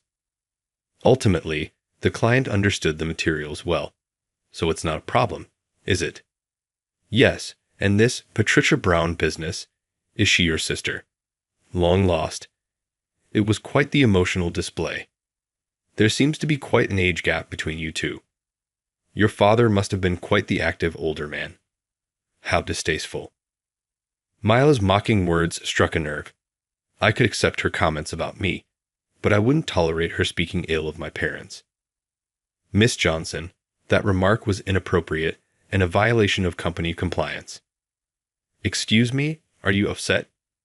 Mela asked, pushing my shoulder firmly. The force caused me to stumble a bit. Stumbling from a woman's push. You must be getting old, she scoffed. Your arrogant colleague said you'd be the lead, but you should decline. Tell her I should be the one in charge instead. My stumbling has nothing to do with my role at Castle Mountain. I have no plans to step down from the position I was assigned, I insisted. Our heated exchange drew the attention of the lobby's occupants, but we were too engrossed in the argument to notice. Suddenly, a booming voice interrupted us. Enough. Both of you, stop this right now. It was John Williams, the president of Williams Trading, standing with a stern expression. Mr. President, Mila gasped, covering her mouth with both hands. Look around. Everyone heard your dispute. Now, come to my office. We'll continue this there, he commanded with undeniable authority, and Mila and I followed. Yes, I apologize, I said sincerely. Good. And you, Miss Johnson? Reluctantly, Mela and I followed the supervisor to the president's office, a place we seldom visited. Justify your actions, Mr. Williams commanded as soon as we stepped inside. Eager to understand Mila's perspective, I chose to remain silent, but I instantly regretted my decision, for her explanation was nothing but a flagrant falsehood. She accused me of neglecting my responsibilities and mistreating my junior coworkers, claiming she had repeatedly tried to steer me in the right direction. But I had failed to make any progress, so she had brought me to the Castle Mountain meeting to demonstrate proper job performance. Instead, I disregarded my responsibilities and chatted with a relative, then secured the position through my personal connections. According to her, I should have declined the offer, but I shamelessly accepted it, displaying a complete lack of professionalism. She argued that someone as old and dishonorable as me deserves termination, and should be replaced with younger, more compliant employees.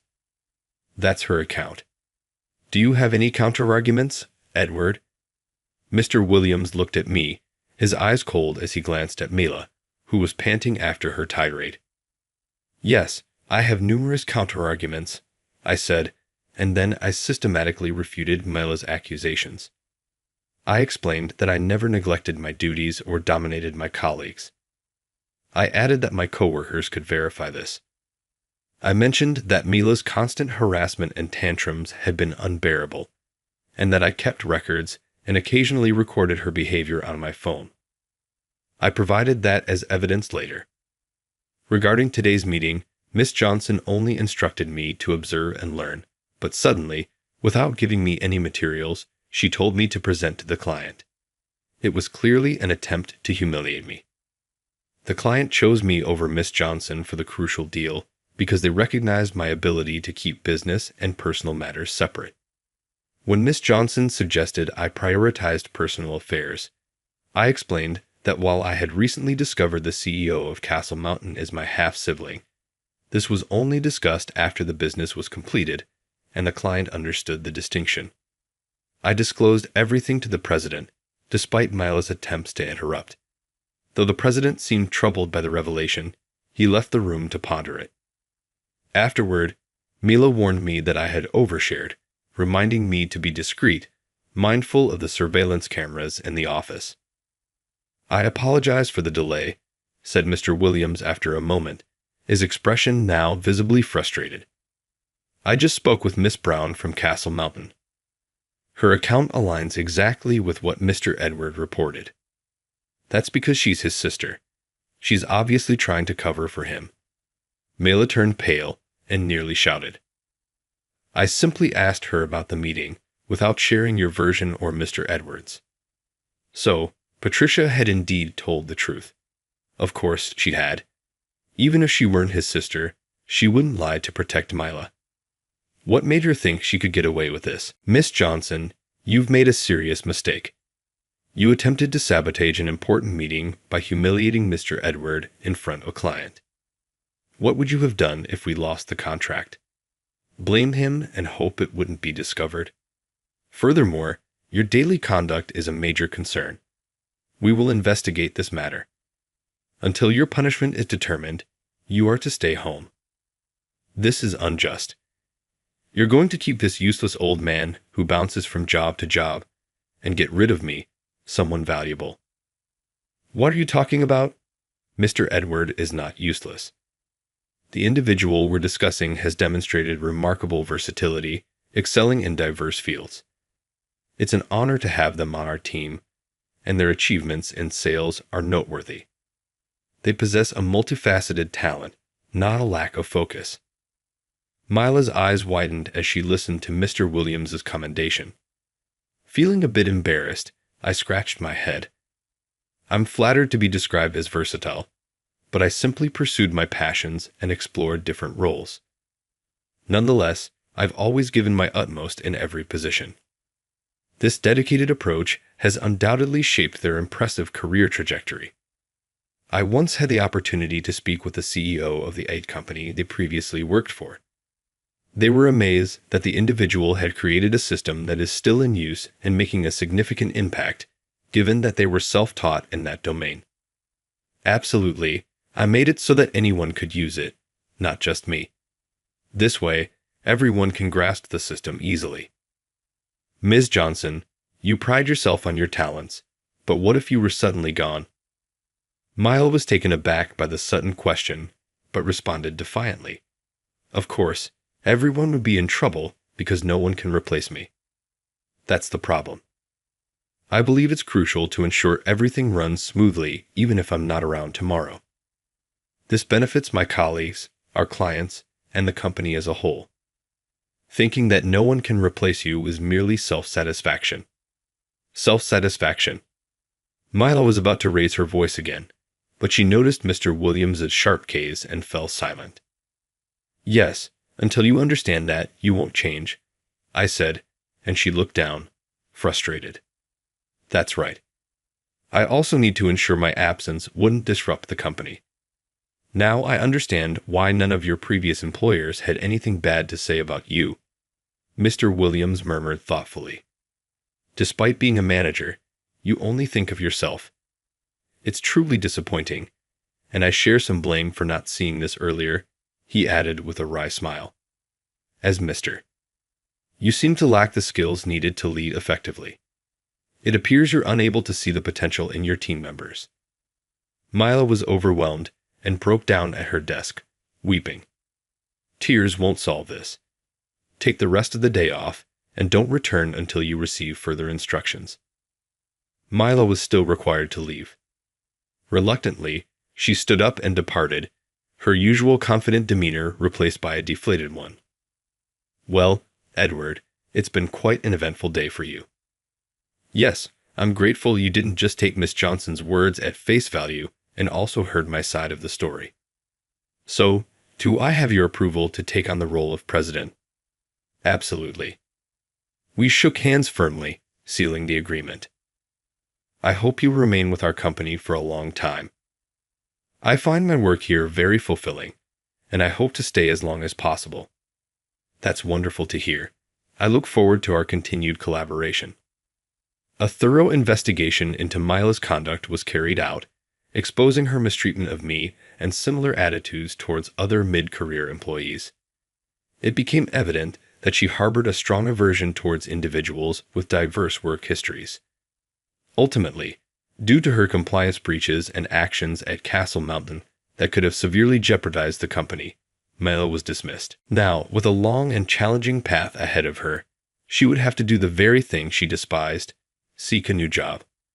I wondered if that hysterical and arrogant Mila could adapt to a new work environment. I heard through the grapevine that she found a new job, but soon encountered troubles and resigned. She repeated this pattern, causing issues and leaving each new position. Eventually, she could not secure full-time employment and had to settle for part-time roles.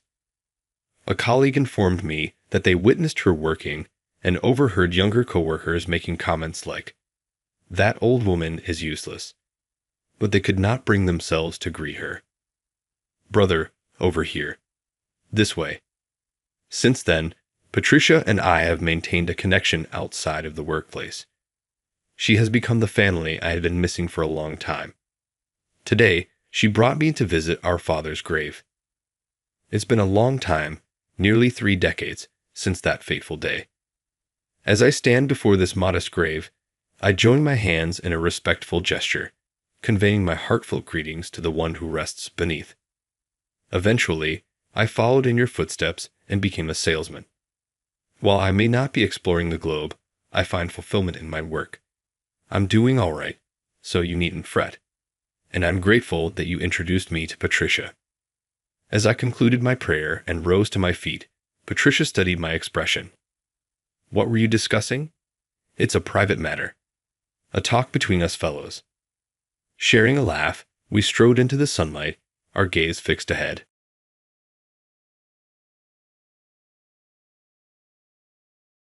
Disregarding my unappealing appearance and history of misfortune, my life can be summarized. I was betrayed by a colleague, leading to my demotion, and even my newlywed wife abandoned me. The one mocking my predicament is my attractive boss at this new, lower-ranking position. Stunned like a deer caught in headlights, she whispered to me. This was the first time her unexpected words left me perplexed. My name is Jason, a 28-year-old event planner. I recently got married, no longer a single man. With this new commitment, I believed I had my life in order. But then, an incredible incident occurred. Who requested the champagne for tomorrow's event? We're short. Aren't you mistyping the number? My boss's booming voice echoes through the office. This event I'm overseeing involves enjoying champagne and wine at a city park. I was the assistant in charge of this event. Let me check the order form. As I hurried towards my boss, he frowned at me. He struggles to work with me. Looks play a crucial role in how others perceive us, accounting for a significant portion of first impressions. Regrettably, I was endowed with a rather stern-looking countenance, often mistaken for an expression of anger. Furthermore, my stature surpassed the typical preference, adding to the impression of an imposing figure. My boss, in particular, finds my presence intimidating, and I now approach him with a sense of urgency and desperation. For a brief moment, my boss appeared ready to flee. There was my signature on the order form, but I had not reviewed this document beforehand. Initially, I was excluded from the champagne order. I was at a loss for words. One of my senior colleagues, smirking, called out to me, "You really messed up this time, didn't you? What are you going to do about it?" Despite the critical situation, he was grinning from ear to ear. That's when it dawned on me. I remembered that the person in charge of ordering was my senior. My senior and boss began to whisper amongst themselves. This was not a good sign. My senior is well-liked and has a good standing with our boss. My boss perceives me differently than others, as he dislikes me. I checked with Robert. "Jason, it was your mistake after all." My boss's face turned red with anger as he grabbed my collar. This was to be expected. This was the biggest event of the season. "It's not my fault," I said. "I was removed from the wine team." No one cared to listen to my words. Robert kept smirking, looking at me. If he has time to laugh, he should do something. The big day is here, so I've made the choice to reach out to all the wholesale alcohol providers. No matter what I say, I'll likely be held responsible. I almost let out a deep breath, but there's no time for that. I need to do as much as I can with the little time I have left. The event's champagne arrived early in the morning, a true stroke of luck. A supplier I had a good rapport with reached out to liquor companies beyond our local area to help me. Those familiar with this phrase I've been using since college days would understand. Exhausted, I mumbled to myself as I dozed off at my desk. One by one, I could sense my coworkers filing in. They were all amazed to see the delivered champagne. In my drowsy state, I heard Robert's voice. "It's a breeze when I handle it. I can fix my junior's silly errors in a flash." Seemingly unaware of my dozing, he boasted as if he had single-handedly solved everything. My colleagues also expressed their admiration. True to form, Robert's charming looks, eloquent speech, and pleasant demeanor had clearly contributed to his success in life. "Are you napping while Robert's working hard?" Suddenly, I was yanked awake by the back of my neck, my boss gripping my collar, his face twisted in anger. I was promptly summoned to the director's office. Responsible for this blunder, I felt utterly irritated, glimpsing the self-satisfied expression of Robert from the corner of my vision. The message conveyed to me in the manager's office was a relocation to a remote branch. In simpler terms, a step down. However, I recently tied the knot. This poses a challenge. My voice came out involuntarily. I've only been married for 6 months, and my wife is working too. She would also be troubled by a sudden transfer. Do I look like I care about your personal problems? Reflect on the harm you were about to cause the company at your new location. Fix that attitude too. My boss was now calling the new location my demotion openly. A transfer order was thrown at me. The destination was a small branch in a seaside town. I've been demoted from my subleader position as well. My salary will likely decrease accordingly. After leaving the director's office, I immediately sent a message to my wife. I didn't have the courage to tell her directly. However, she didn't reply immediately. A week after that incident, I found myself in the town of my demotion. It was near the sea, with the scent of the tide in the air. In the end, my wife left me just 6 months into our marriage. She made it clear to me when I got demoted. She couldn't quit her job, and she married me because I was earning well. It seems I'm no longer needed as I've lost that value. I heard later that she had been involved with someone else before our marriage. My demotion was a convenient excuse for her to leave. You never know what life will throw at you. And now, at this new workplace, I have to start from scratch. The first time I showed up at work, everyone looked at me as if they were terrified. The towering man of 6'7", with a harsh gaze, just disappeared. I knew the reaction was justified, but it still hurt. I may look intimidating, but I'm not one for fights. I can't boast about my strength, and I hate conflicts. Apparently, I seem cold to others, and they tend to keep their distance from me. This has been the case since my student days, and it hasn't changed since I started working. Those who get to know me well trust me, but few people make it that far. The new office clerk is a young girl, and she seems to be constantly scared of me. My other colleagues also treat me like I'm a delicate, touchy subject. There was only one person who treated me without any discrimination. That was the branch manager, Miss Lisa Richardson. She was an astonishingly beautiful woman. I was so stunned at first that I just stared at her. She always had her long hair loosely tied up and wore heels. Her lipstick was always red. She looked both pure and strong. 2 beauty spots lined up under her left eye, and when she smiled, her eyes narrowed in a way that was really charming. On top of that, she was a perfect beauty who was great at her job. She was particularly kind to me. I'm not being conceited. She really was especially kind to me. If I was eating alone, she would always invite me into the lunch group. If I was quiet, she would bring up various topics, trying to bridge the gap between me and the other colleagues. With her help, I quickly adapted to the workplace. It became more comfortable for me than the main office. People are not as they appear, she would tell our coworkers and people in the community while introducing me. In this world setting, it's essential to build relationships with the local residents. From small to large events, our company seemed to handle almost all of them. The office clerk told me that every group we worked with became a regular customer. Recently, I've even received fish from a local lady or dishes for dinner. In return, I get asked to do various things, like cleaning high places or changing light bulbs. For the summer dance festival, we're counting on you to take the lead, Jason. Lisa said to me once I'd really settled into the local community. It appears to be conducted in collaboration with local elementary schools and community associations. I would probably be interacting with even more people than I am now. I wondered, can I really handle such a crucial role? I wondered if I could handle such an important role. I'm anxious about making a bad impression on people I meet for the first time. I don't want to put my coworkers, who have been so kind to me, in a tough spot. It was those colleagues who encouraged me when I was unable to respond right away. It's all right, we've got your back, they all reassured me. I had never been treated so gently before, and I almost found myself tearing up. It's all thanks to Lisa. When I look at her, she's perched ever so elegantly on a desk, legs crossed, smiling. The heel caught on her toes, swaying left, a strong impression. Lisa usually appears prim and proper, but sometimes odd gaps in her character show.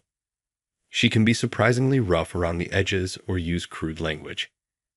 Even though low heels would make her work easier, she always wears high stilettos. But these heels look cooler, don't they? Was her response when I asked why. It somehow felt familiar, but I couldn't recall where I heard it before. As the day of the dance festival approached, the office began to bustle. One day, a local police officer from the substation attached to the office dropped by. He was deeply engrossed in a conversation with Lisa. Overhearing their discussion, it seemed there were some suspicious people around recently. There was an incident where a great scholar was approached by a man with a sinister look who tried to get the child into his car. As soon as I heard sinister look, I knew I was the one under suspicion. Lately, I've been helping local elementary school kids build floats for the parade. Apparently, some of the parents have named me as the unsavory-looking man. Just as I was sighing in exasperation, a man burst into the office with a force that seemed to keep the front door open. He was the president of the Elementary School Parent-Teacher Association. As soon as he spotted me, he approached. "You're preying on the children under the pretense of preparing for the dance festival. You're the worst person." He yelled at me and grabbed my collar. It seems his daughter got hurt. She had a scraped knee yesterday. He was treating me like a complete pervert. He continued to berate me for being ill-natured, unfriendly, and unmarried. I had nothing to say to him. Arguing back in situations like this is futile. I decided to stay silent. "Oh, "Officer, if you're here, arrest this man immediately."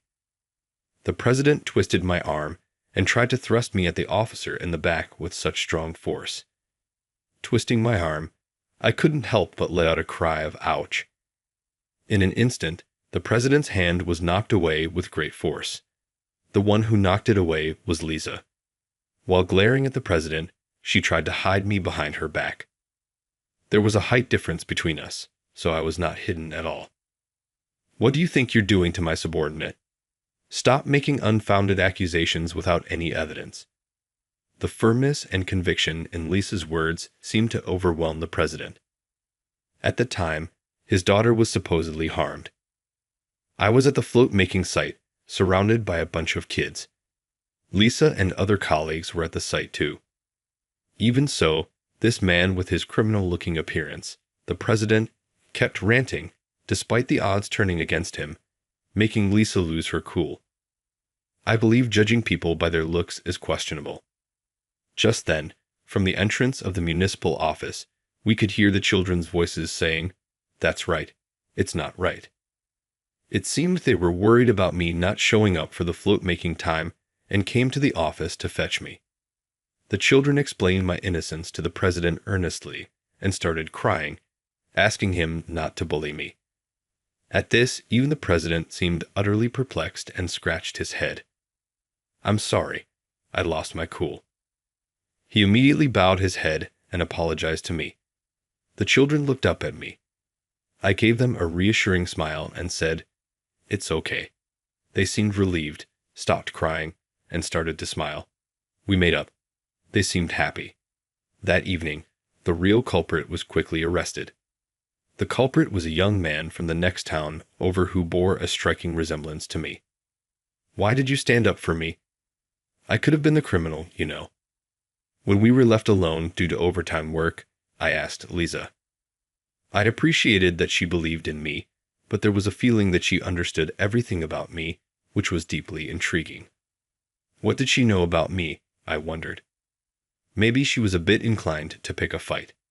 Suddenly faced with my baseless accusation, Lisa stared at me dumbfounded. Then she broke into a gentle smile. With her heels clicking, she made her way over and stood next to my desk. "Did you really forget about me?" She leaned in and whispered, causing my heart to race. Lisa reached out and propped up my chin. She looked straight into my eyes. It was my first time. "Will you remember if I do this?" Slowly, her hands reached out towards my petrified face. Instinctively, I squeezed my eyes shut. The next moment, my cheeks were being pulled with an unbelievable force. What are you doing?" My words were distorted as my cheeks were being pulled from both sides. Lisa chuckled. "Come on, remember it." As she said this, she extended her hand in front of me. A large silver ring was on a finger that was usually bare. The moment I saw it, my memory center kicked into high gear. "This ring." "What?" "This ring. It's the one I gave you, right?" Lisa watched me, grinning at my surprise. This ring was my first gift for a girl when I was still in middle school. I frequently visited a bookstore where a girl worked. Though I say girl, she must have already been in college. The first time I saw her in the bookstore, I was surprised by how beautiful she was.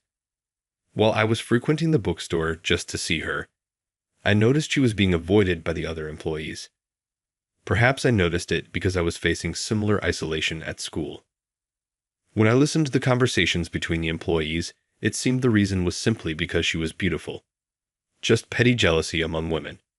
Short black hair and multiple piercings, her nails were always painted black. Apparently, they didn't like her style. I thought about how tough it must be for her. One day, right before closing, I really wanted to read a book, so I dashed into the bookstore. In the corner of the nearly closed shop, she was crouched down, looking for something. Are you looking for something?" I mustered up my courage and spoke to her, which seemed to surprise her. As she stood up, her eyes filled with tears as she looked at me. It was an image I still remember. It made my heart pound. I lost my ring. Indeed, the silver ring she usually wore was missing from her finger. She told me it was a gift from her brother. There was no one else in the store. Silently, I crouched down on the floor and started to help her look for it. In the end, we didn't find the ring. She bowed her head to me and thanked me. I was frustrated that we couldn't find it, but I was happy to have shared that time with her. The next day, when I went to the bookstore, she was not there, and the usual group that spoke ill of her was. I was speechless at what the leader of the group was loudly boasting about. She was proudly talking about how she had thrown the girl's silver ring into the river. Apparently, the leader's boyfriend fell for the girl, and that was the cause. Talk about spiteful. Feeling sorry for her after she searched so hard, I spent all my savings and bought a ring for the first time in my life. Later, when she was at the cash register, I slipped the ring onto her finger. In the midst of the chaos, I clearly remember that I was so flustered that I put it on her left ring finger. Her surprised face with wide eyes and the face of Lisa, who was laughing in front of me now, overlap in my memory. "You were the first one to put a ring on my left ring finger," I said. Jason, leave. Lisa apparently noticed me at the company induction ceremony. She found out my department, my name, and while she thought of speaking to me someday, many years passed by. When it was decided that I was to be transferred here, she was so delighted that she even danced a little jig. No way, I became somewhat embarrassed and couldn't look at Lisa's face. But one thing became clear to me. Having been judged based on my appearance and feeling hurt by it, I realized that she understood my feelings. She had been sympathizing with me all along. So is this ring valid, or was it just a coincidence? Lisa tells me that after that, I became too embarrassed to go to the bookstore, but she had been waiting for me all along. I was surprised when you crawled around on the floor so earnestly looking for the ring for her. Ever since then, I've been concerned about you. I couldn't recognize Lisa, who had a completely different atmosphere from her student days, but talking like this, she hasn't changed at all from that time. Of course it's valid. Lisa grinned satisfactorily at my response. I guess I won't be able to win against her, but I feel like we can be together forever because we understand the same kind of pain. Next time, I'll propose with a proper ring. I made the declaration while shyly looking away. Lisa bursts into laughter and says, "I'm looking forward to it." What did you think of that? Subscribing to the channel would be a great motivation for me to create more content. See you in the next video.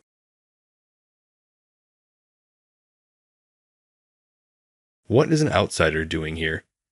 This isn't a place for old-timers like you to just loaf around. The manager, mistaking me for a subcontractor from the main office, started yelling at me when I dared to criticize his extremely impolite behavior. He glared at me with his eyes wide open. I'm the boss here, and it's a busy day with an important board meeting. It's a nuisance having someone like you wandering around the company. You're in the way. Eventually, he ordered an employee nearby to have me forcibly removed. Geez, I didn't expect it to go this far, but if they want me to go home that badly, so be it. What happens to their important meeting is none of my concern. I decided to go back to my country. My name is Gary. I've worked for a major electrical equipment manufacturer for many years. With my experience, I'm almost like an old-timer there. My company has branches all over the world, so I often visit branches in different countries, leading to a life of traveling around the world. Despite the tough days, I find my job very fulfilling, and I'm grateful for my enriching days. During this time, I was scheduled to visit the Japan branch. I had worked at the Japan branch when I was younger, but I was transferred abroad shortly after joining and hadn't had many chances to visit since then.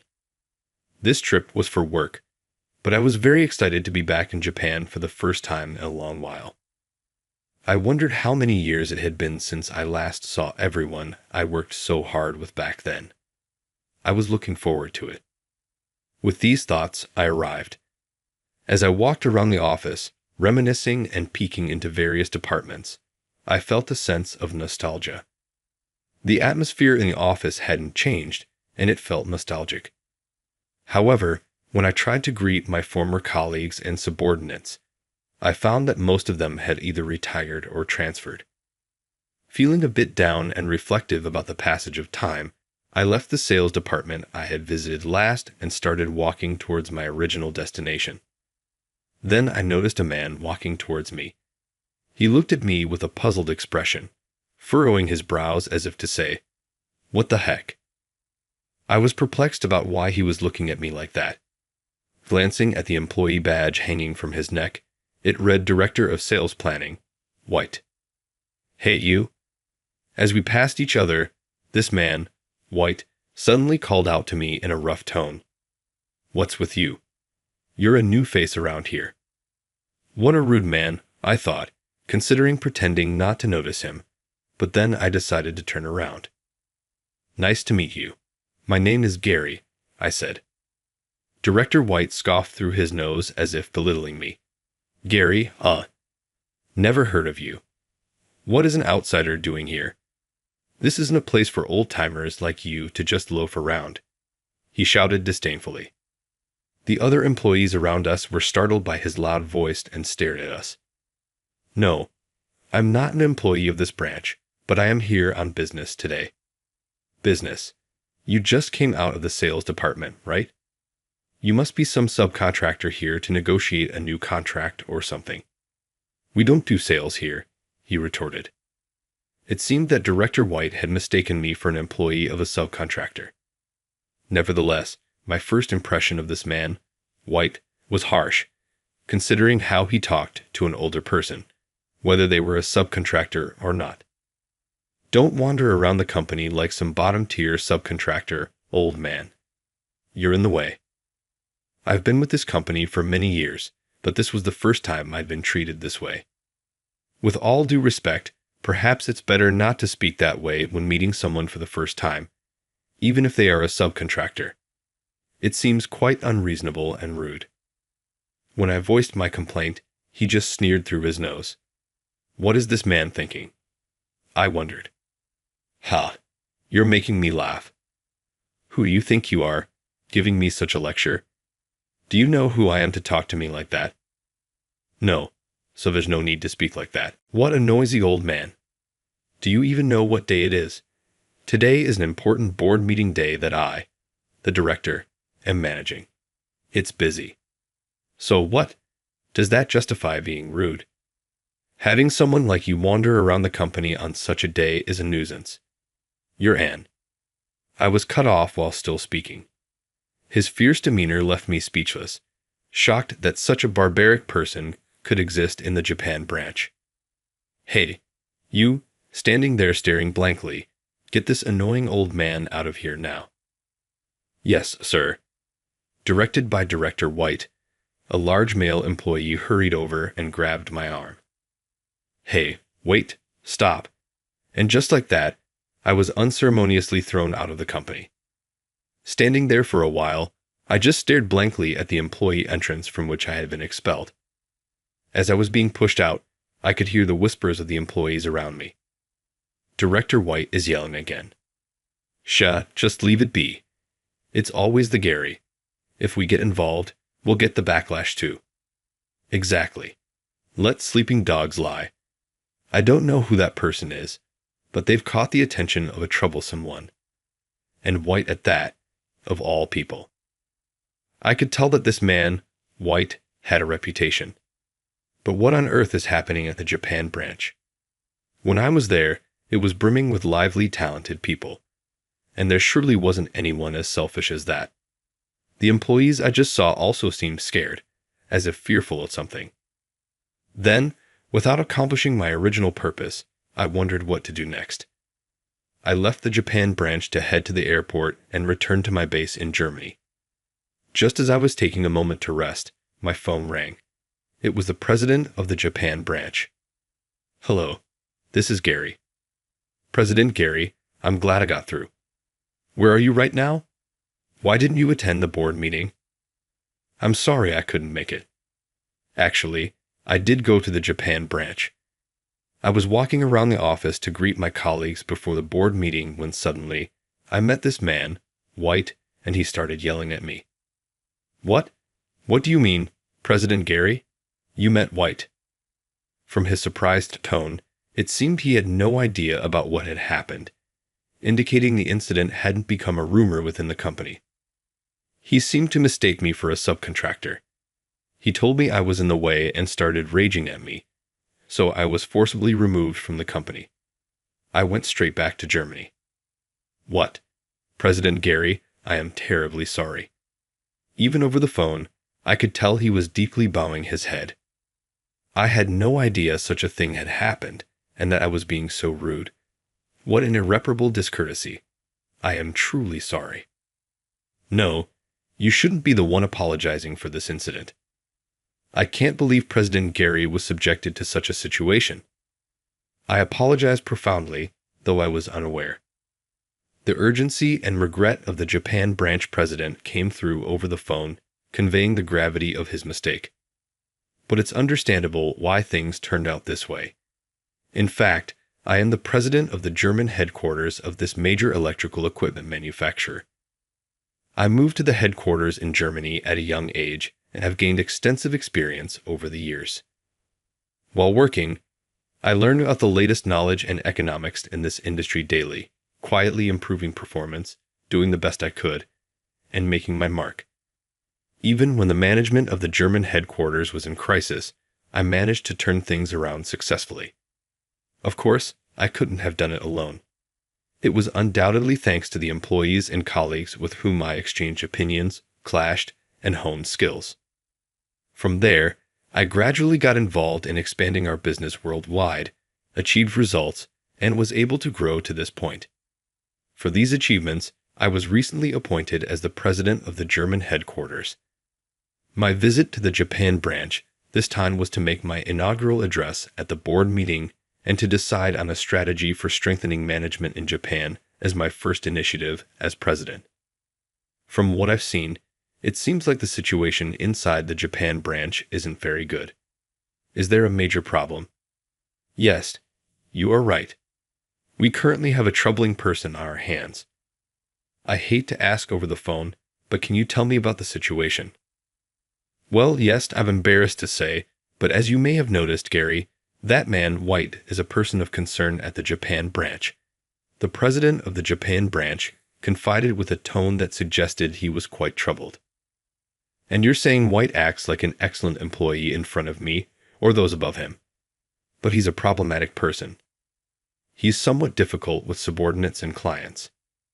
Yes, I felt something was off about him at that time too, but he's indeed a problem child at work. Then, yes, at the board meeting we expected you to attend, White presented an important strategy, which was approved. I see. So that's why Director White was so anxious before the meeting.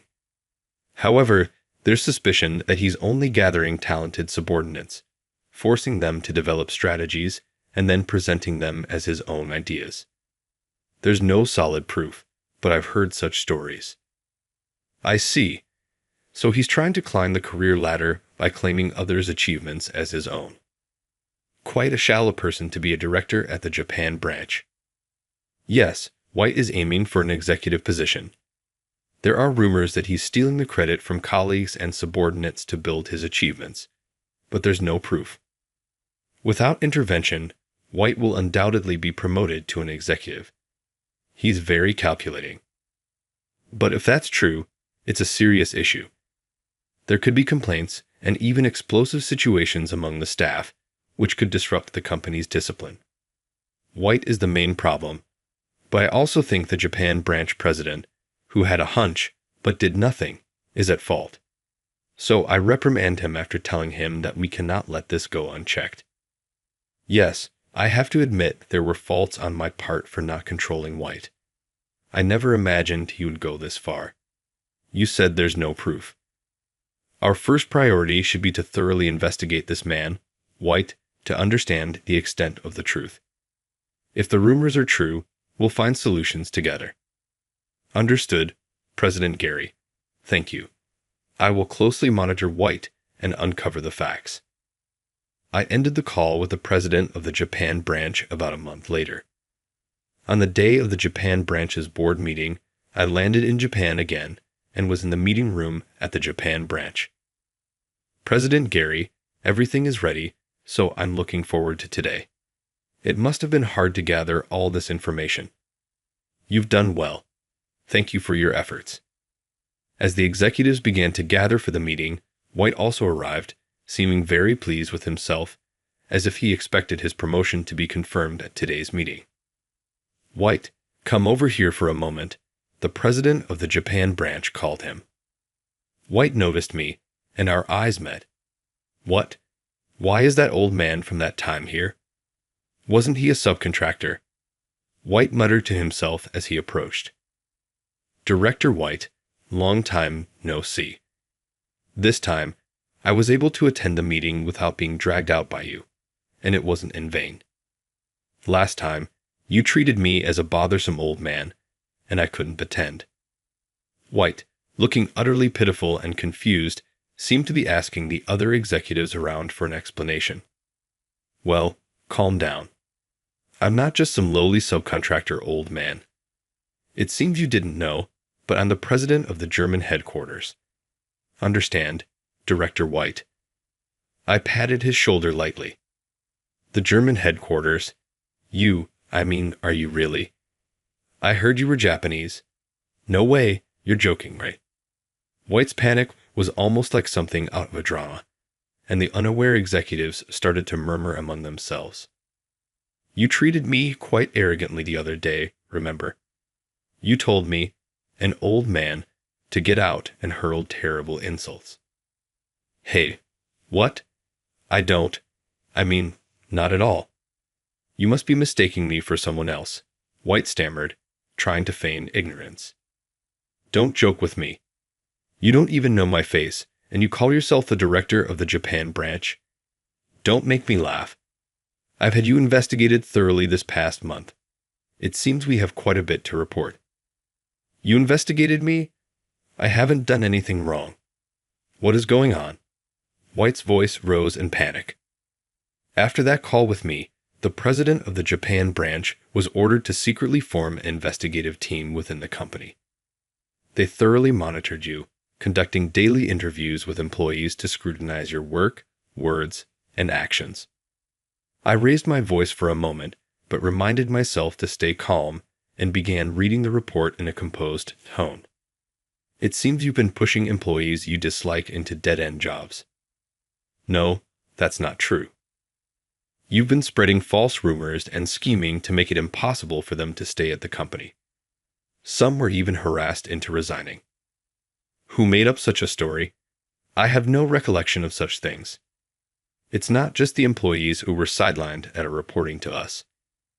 I frowned as I read the characters written in the report. There have been reports of sexual misconduct from female employees. They say you touched their heads when no one was looking, persistently invited them to dinner alone, and when they refused, the harassment began the next day. There are countless incidents. White's facade of composure changed dramatically. Don't joke with me. Who would believe such bluff? I don't remember inviting anyone to dinner, and I'm certainly not desperate enough to hit on any of the women at this company. White protested loudly, sweat forming on his forehead. The people who ended up in dead-end jobs chose that themselves. It wasn't my fault. They were just incompetent. I was appalled that even now, White was still making disparaging remarks about the employees. That's not all. You hardly do any work yourself, pushing it onto your subordinates instead. Because of you, they often have to work overtime. They're not just doing their own jobs, but yours too, and yet. I glared sternly at Director White. You take all the credit for their work. That's a false accusation. Is it really false? I hear that the strategy you submitted and got approved wasn't actually your idea. Don't spout nonsense. That was definitely my plan. I worked on it, sacrificing my sleep. Someone must be jealous of my ideas, holding a grudge, and making up these false reports. But there are more reports of your wrongdoing. It's also come to light that you've been misusing company funds for leisure. Do you still intend to deny it? Hey, give me a break.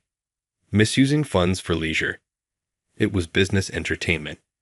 It's because everyone else is useless at bringing in business. I had to go and handle it myself. How is that playing around?